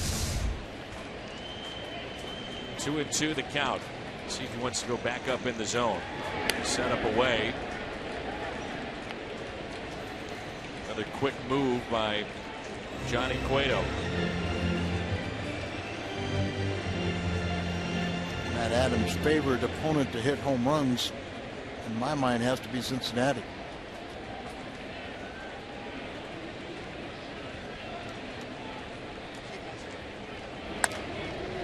Adams pops it up. Left field. Out of play. Mention how Cueto is one of the best in terms of pickoffs from right-handed pitchers. Burnett, Shields, Dickey, Verlander, then Cueto with 23. The current leader among any pitcher active is Mark Burley with 99. This may surprise you a bit, knowing the recent history of John Lester, but among left-handed pitchers, he's 4th best in pickoffs with 28. It would be very surprising, considering that last year he never threw to first base, and Cardinals ran wild on him, and that's kind of the talk about baseball is Lester doesn't throw to first base, so he must have had a good move and lost it. Well, he did the other day, and he threw it into the seats. The 2-2. Another reason why he stopped picking off people. Strikeout of Adams. So that is 9 tonight for Johnny Cueto.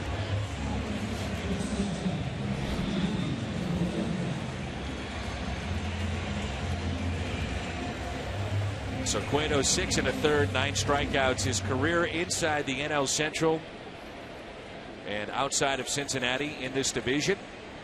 A high ERA, and again, Johnny Cueto has not won against the Cardinals at this ballpark since 2010. Peralta breaks his bat down the left field line. This may drop, and it does. And it gets past Bird. Holiday on his way to third. Peralta to second.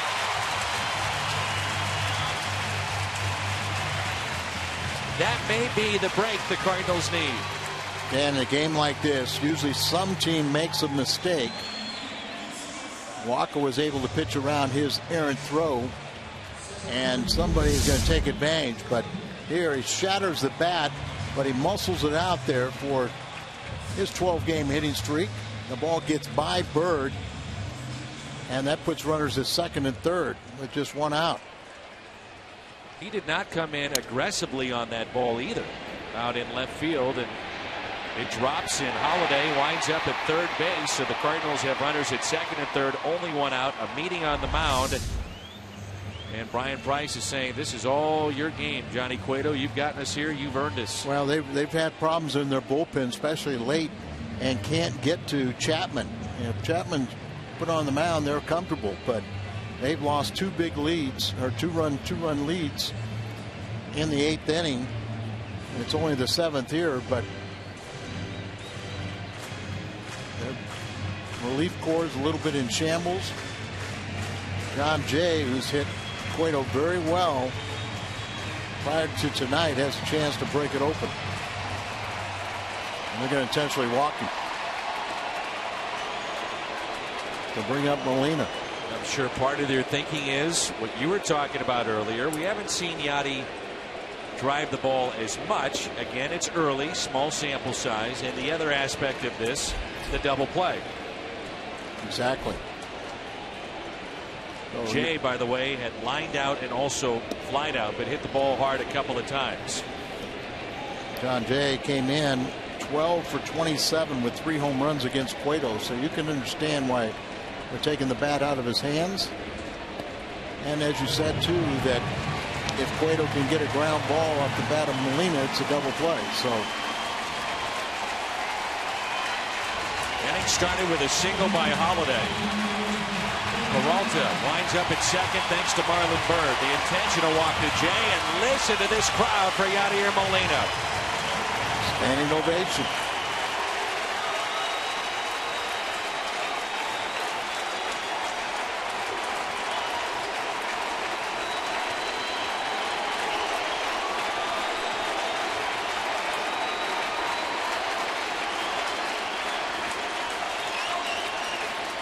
Molina, base hit, yes, it's fair. 1 run scores, make it 2. What about 3? Here comes Jay, relay to the plate, he cleared the bases. St. Louis breaks open on Cueto. Remember I said earlier, I'll be a believer when he drives the ball. Well, he just drove the ball into the left field corner and cleared the bases. Nice going, Yadier Molina.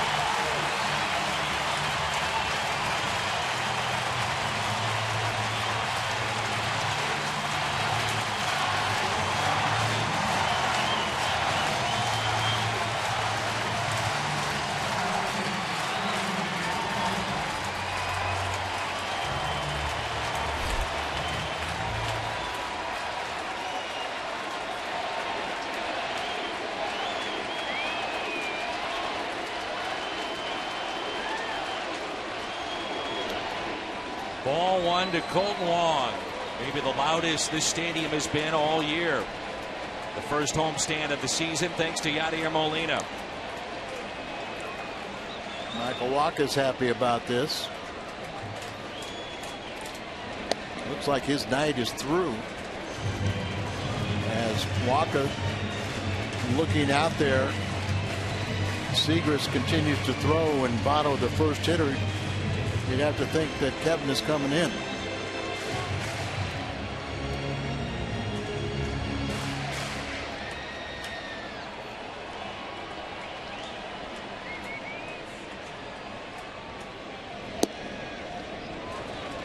Reaction of Yadier Molina after his bases clearing double.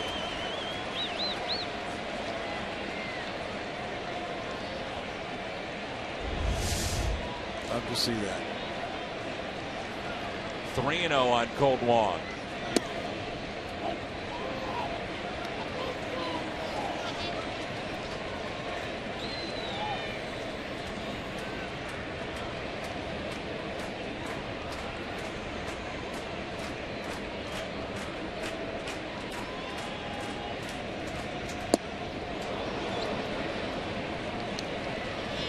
Cueto has struck out 9 Cardinals for the first time tonight. His career high in a game is 12. He's done that twice, 4 times last year against Pittsburgh and Los Angeles.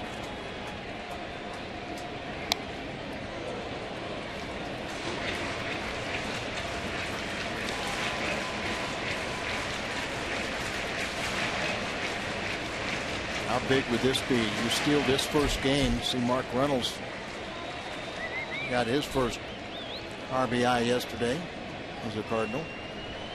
3-2 pitch to Wong, and Cueto comes back from 3-0 to strike him out. 10 tonight for Johnny Cueto.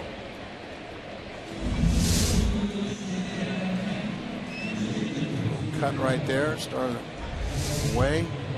10 strikeouts, but they sent up their best against the Cardinals to open this 3-game series this weekend, and if the Cardinals can steal this one, that puts another nail in the coffin.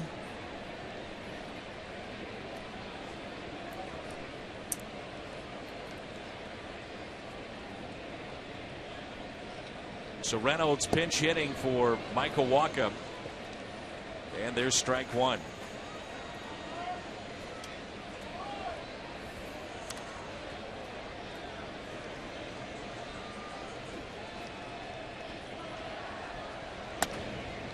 Little jam shot to second.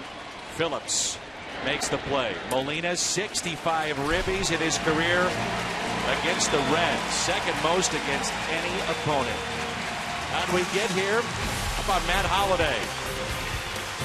And then their trouble in left with Marlon Byrd. Holliday came around to score. So did Peralta. As did John Jay. Molina, huge base hit. Bird's on top.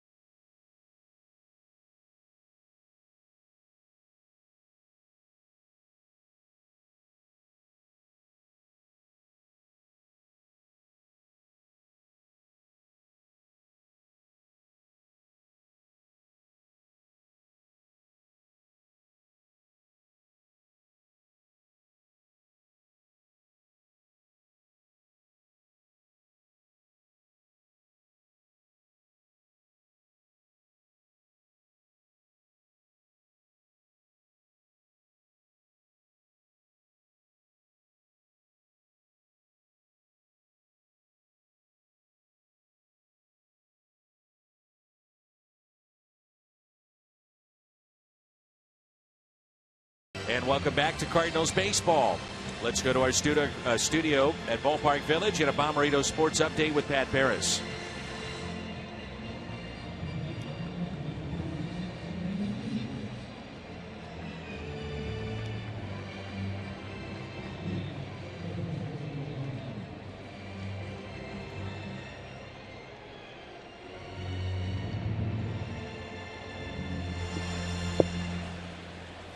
Better days ahead for that young man, no doubt, as Kevin Segrist is our Chevy call to the pen. I thought his last appearance has been the best we've seen him so far this year, whether it be the 4 appearances, regular season, or spring training. I thought late in spring started getting a little more consistent, throwing more strikes, and I totally agree with you with the last outing. Here's Joey Votto. Fastball from Segrist misses low and away. 2 balls and no strikes. Votto, Frazier, and Phillips. Kevin coming off the arm problems he had last year and trying to speed up his delivery. He had a lot to work on in spring. Even though we're in the 8th inning, no Jordan Walden to begin this inning. And Seth Maness is throwing in the pen.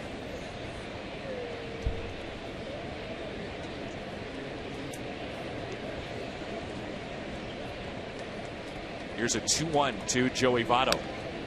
Good cut, fouled it back. The Hyundai pitch arsenal. This is last year for Kevin Segrist. Such a good fastball. I think we kind of throw those numbers out. We go back and remember 2013 where he was almost unhittable.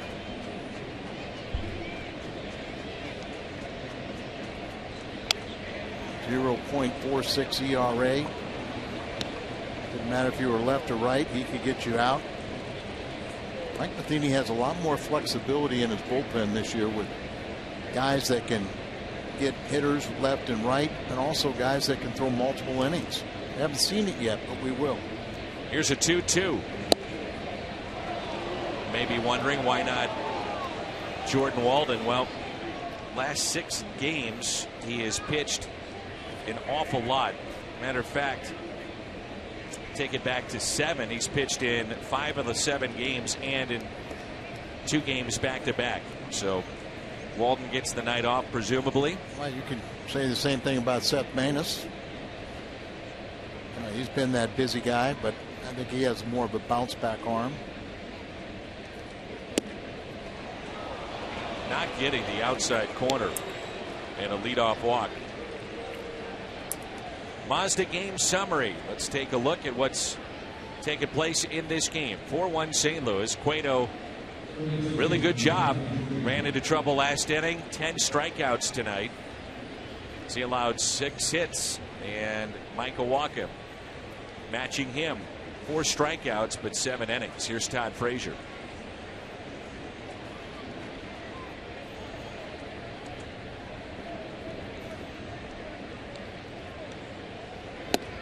The only thing I would say about Maness is that when you look at Walden, more of a max effort type guy. Yes. And Maness, you know, the good sinker. A little different approach in how they get guys out, but both have been successful. And you're right, Maness has thrown an awful lot here. Early going. That's bounced and blocked by Molina.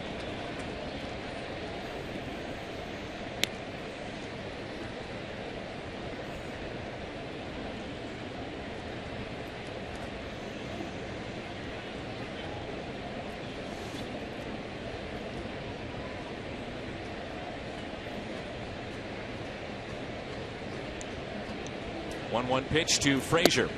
Late with that swing, 1-2. Well, Kevin Segrist was right a couple of years ago in 2013 when he posted the .5 ERA. You didn't worry about matchups late in games. Lefty, righty, and that's the kind of weapon he can be out of the pen, and the kind of weapon he's being used as right now. On the inside corner. So didn't get that pitch against Votto, but he does against Todd Frazier on the other side of the plate. And that's Frazier now 0 for 3 against Segrist with 3 strikeouts. We also have, the reason Kevin's still in here is you got Jay Bruce you're concerned about at the on deck circle. Brandon Phillips is 0 for 4 with a couple strikeouts against Kevin.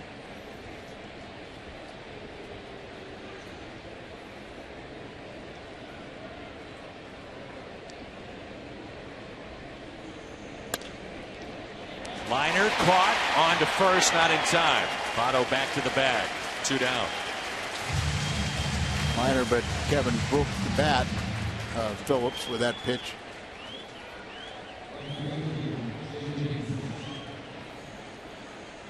So here's Jay Bruce, who is walked, grounded out to second, and also called out on strikes back in the 6th. 1 for 8, 2 strikeouts against Segrist.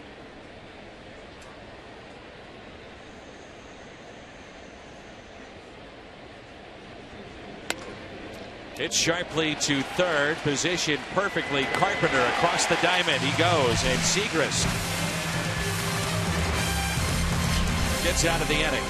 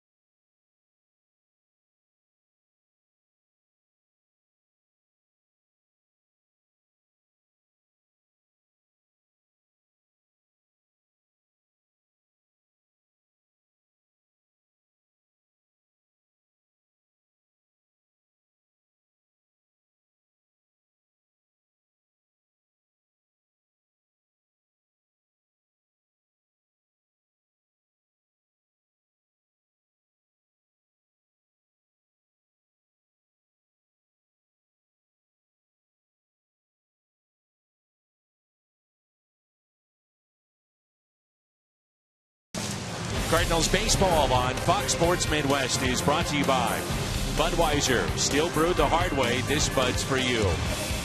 Visit your local Mid-America Chevy dealers for great prices on all our new 2015 vehicles today. And play daily fantasy baseball for free on DraftKings.com with the official daily fantasy partner of MLB. Enter promo code CARDS for free entry. Just an absolutely gorgeous night for baseball. The Cardinals and the Reds opening up a weekend set here at Busch Stadium. And the Cardinals have a lead of 4-1 as J.J. Hoover takes over for Johnny Cueto, who struck out 10.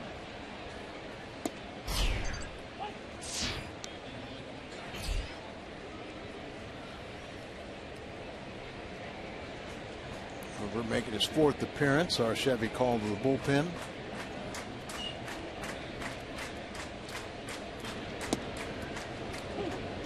Oh, 0-2 on Matt Carpenter. Carpenter with a double.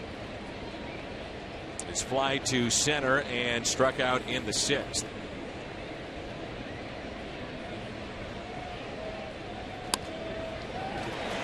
Base hit. What a job of hitting there by Carpenter. He's thinking 2 again. And for the 2nd consecutive day, Matt Carpenter with a pair of doubles in the game.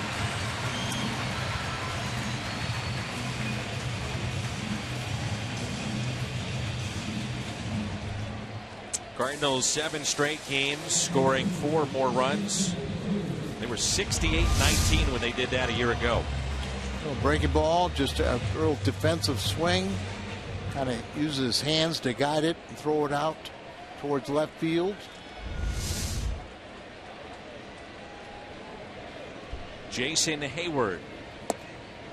And Dan, that's 7 consecutive games the Cardinals have scored 4 runs or more. Last season they had a string of 10 games where they scored 4 runs or more. And when they score 4, they're going to win.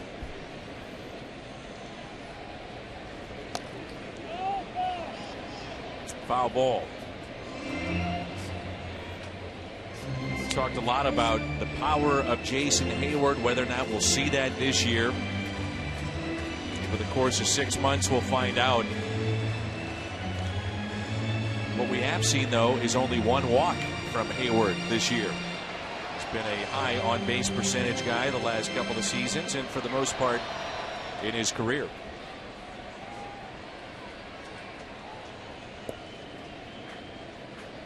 Here's a 1-1 pitch.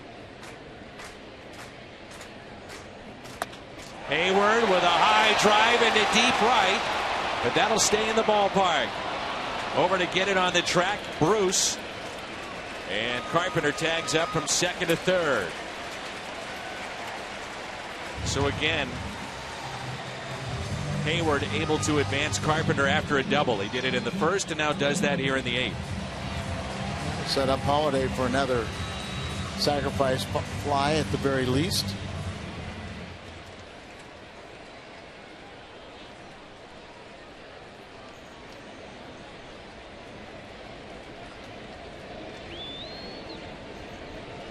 Field in with Holiday at the plate. Boy, they know how tough it is to come back from a 3-run deficit. This run make it awfully tough if Matt can score another.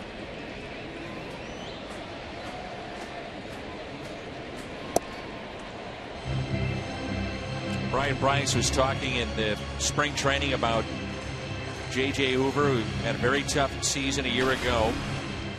They wanted to see him in particular improve against left-handed pitching, but you'll see him go down and away to the right-handers. They set up down and away here. He hits his spot, doesn't get the call. 2 balls and no strikes.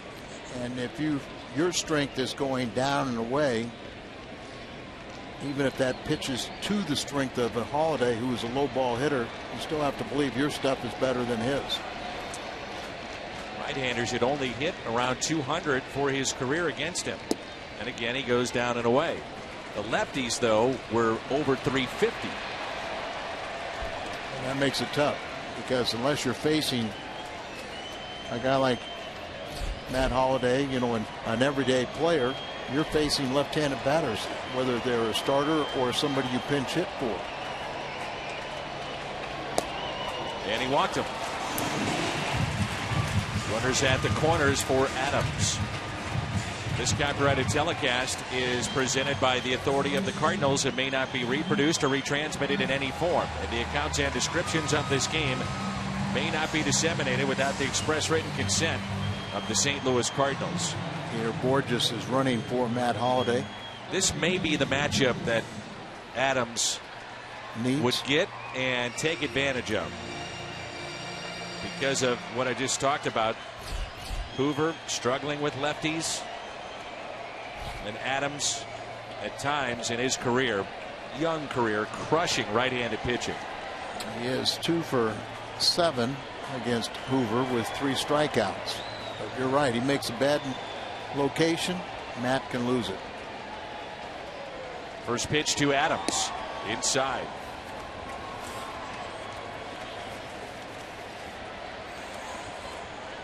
It seems to be Borges' role primarily as a pinch runner, late defensive replacement, which he'll be in this game. Here's a 1-0 pitch to Adams. 2-0. Peralta on deck. 7 of Matt's 35 career home runs have come at the expense of Cincinnati pitching. Keeps on working in. When you fall behind the count, you make the hitter even more dangerous. The 2-0 to Pennsylvania native squaring off here, Matt Adams and Hoover, who hails from Pittsburgh, PA.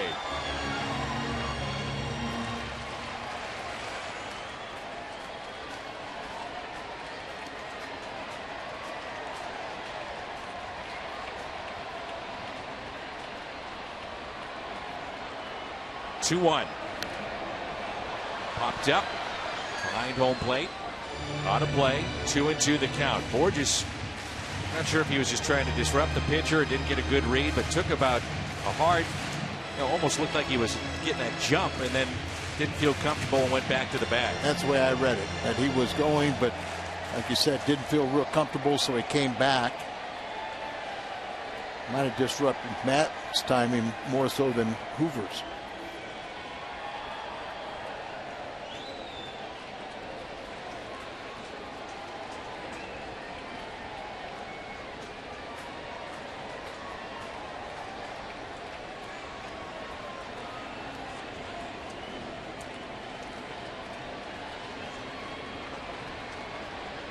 The 2-2. Adams hits it hard to second and past Phillips and into right field. A run will score. Borges on his way to third. A hard hit ball, and Brandon Phillips, a former Gold Glover, couldn't come up with it, and it's 5-1 St. Louis. That's a four-time Gold Glover at second base. Brandon Phillips went down on a knee and maybe got committed to it. And then when it took a high hop over his glove, he had a hard time adjusting and stopping the ball. He's down on a knee, but you see it comes up. He's almost committed, thinking he's going to smother it. And then with a high hop, it goes high over his glove and shoulder. And another error. Tonight, the defense has let down the Reds. He picks that. That's a double play, and they're out of the inning. Peralta with a fly ball, lifted into right, over to get it. Jay Bruce near the line, makes the catch. Borges will tag and score, and that makes it 6-1. Peralta picks up his 7th RBI this year. 7 RBIs, that ties Matt Carpenter for the team lead. Holiday's at 6. Molina with his 3 RBIs is at 6 also.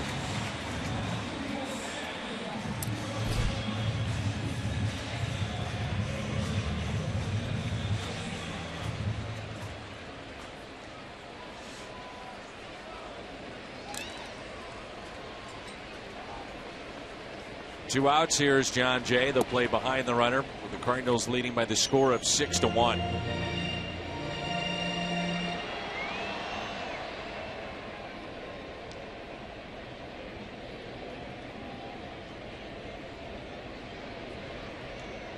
Not a save situation. Rosenthal was up and throwing, and now he has a seat. And with how much he's thrown, you wouldn't think he'd be coming into a game with a 5-run lead.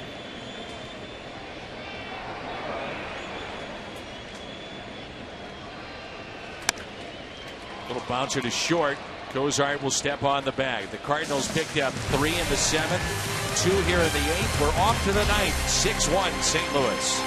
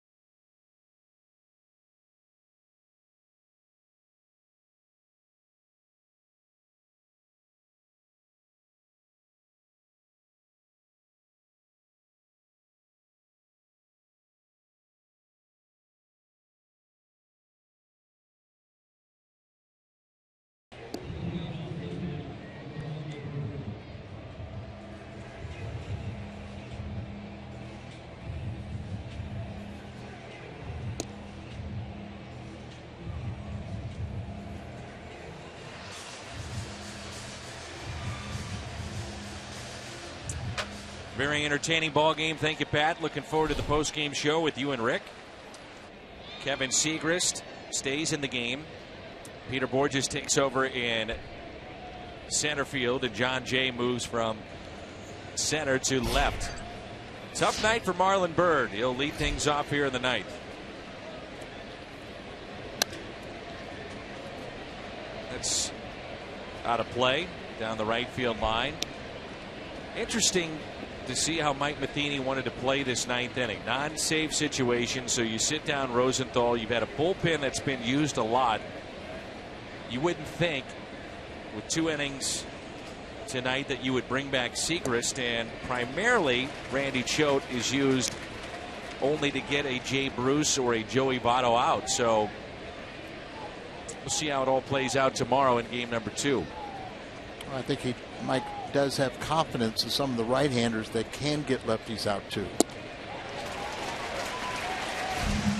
Strikeout for Segrist. We turn to our Budweiser player of the game. He twice now has been matched up with Johnny Cueto, and twice he has fared quite well. Our Budweiser player of the game, the starter for St. Louis, Michael Walkup. Ryan Pena with 1 out, nobody on. One of the real keys, Dan, if you're a young pitcher, is you don't look at it so much a matchup against Cueto. You're matched up against the Reds offense, and you stop them, then you have confidence that your offense can get you the runs you need in order to win against their ace. And obviously Michael Wacha is very tough mentally.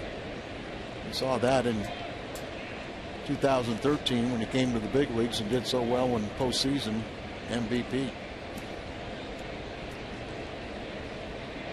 Here's a 1-1. Ground ball to first. Adams takes it himself. 2 down. This has been a night that we have honored Red Shandies. We've asked for your tweets. Cardinals.com. And one of those with the hashtag LoveRed2. 70 years and counting in baseball. Red Shandies' love of the game and loyalty is an example to all in Major League Baseball. Congrats, Rob. That's Rob Manfred, the commissioner of Major League Baseball. Nice to see. Thank you, Commissioner. The chance for all of you to see Red on Monday night here at the ballpark. Get your tickets at Cardinals.com/events. Lou and Red on Monday night. Final hope is Zach Cozart. Ground ball off the glove of Carpenter and into left field.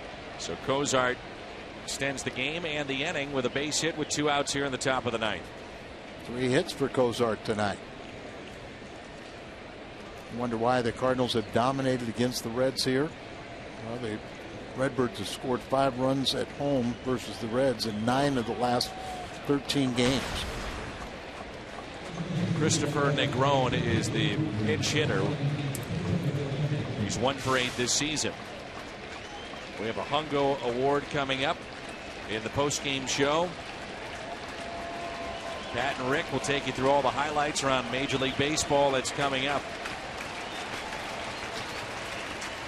First pitch, a strike. Fielder's indifference for Zach Cozart.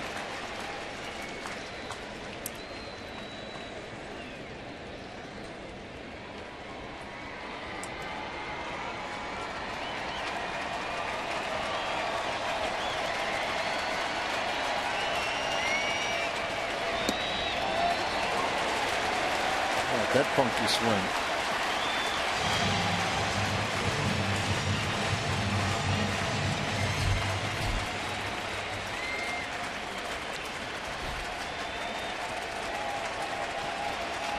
Oh-2 pitch from Segrist.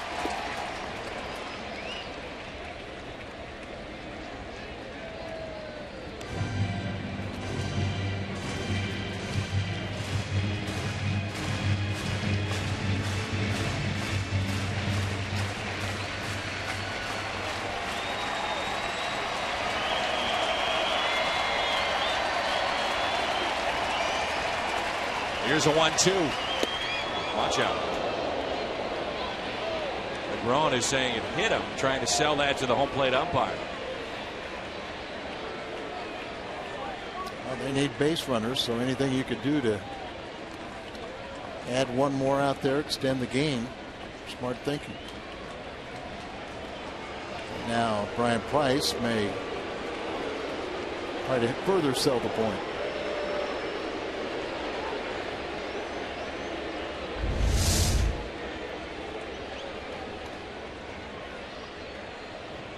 That hit him. It hit the sleeve. Yes, it did. Sure did.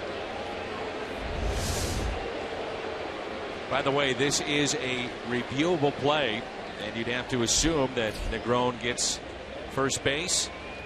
That'll extend this ball game. Just caught the sleeve.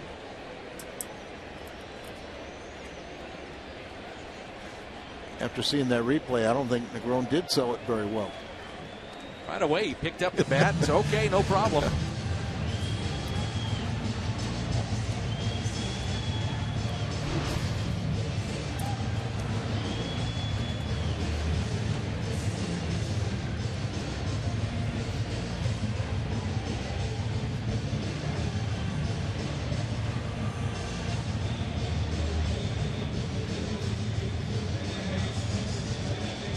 Shouldn't take very long. We had one replay that showed it hit him.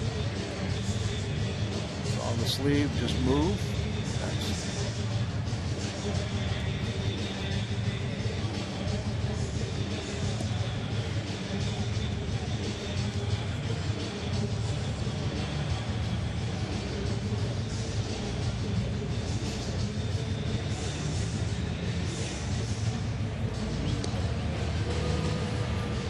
Right call is made. 2 runners on.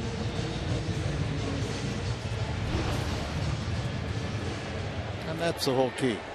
Try to get plays right. Umpires do a good job, but they make split-second decisions. It's like he turns into it ever so slightly and just grazed the uniform.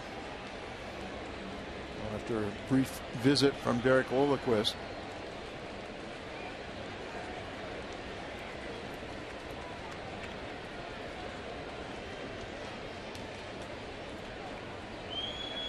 In steps Billy Hamilton. Cardinals leading 6-1.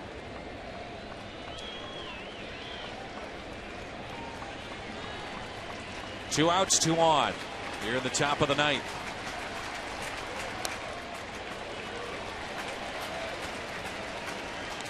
Homer Bailey and Carlos Martinez tomorrow afternoon. Game 2 of this series. I'd say Villanueva back up Martinez. And again the Reds down to their final strike. And Mike Matheny also wants to start extending guys like a Segrist, like Manus, Belisle. Those guys could all throw multiple innings out of the bullpen. 0-2 to Billy Hamilton. He was right on it. Cardinals get 7 innings tonight from their starter Michael Wacha, and Seager's trying to record the final 6 outs. Problem is you've gotten Rosenthal up for a second time, just in case this one gets away.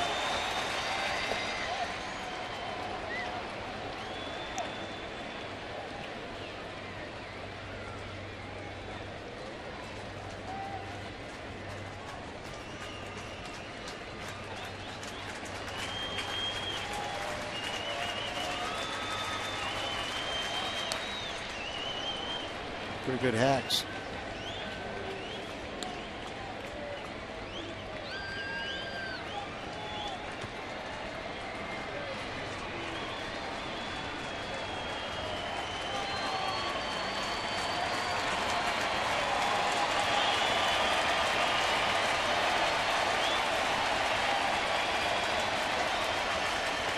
The 1-2 to Hamilton. That should end it. It does. A called third strike, and the Cardinals win it by the final of 6-1.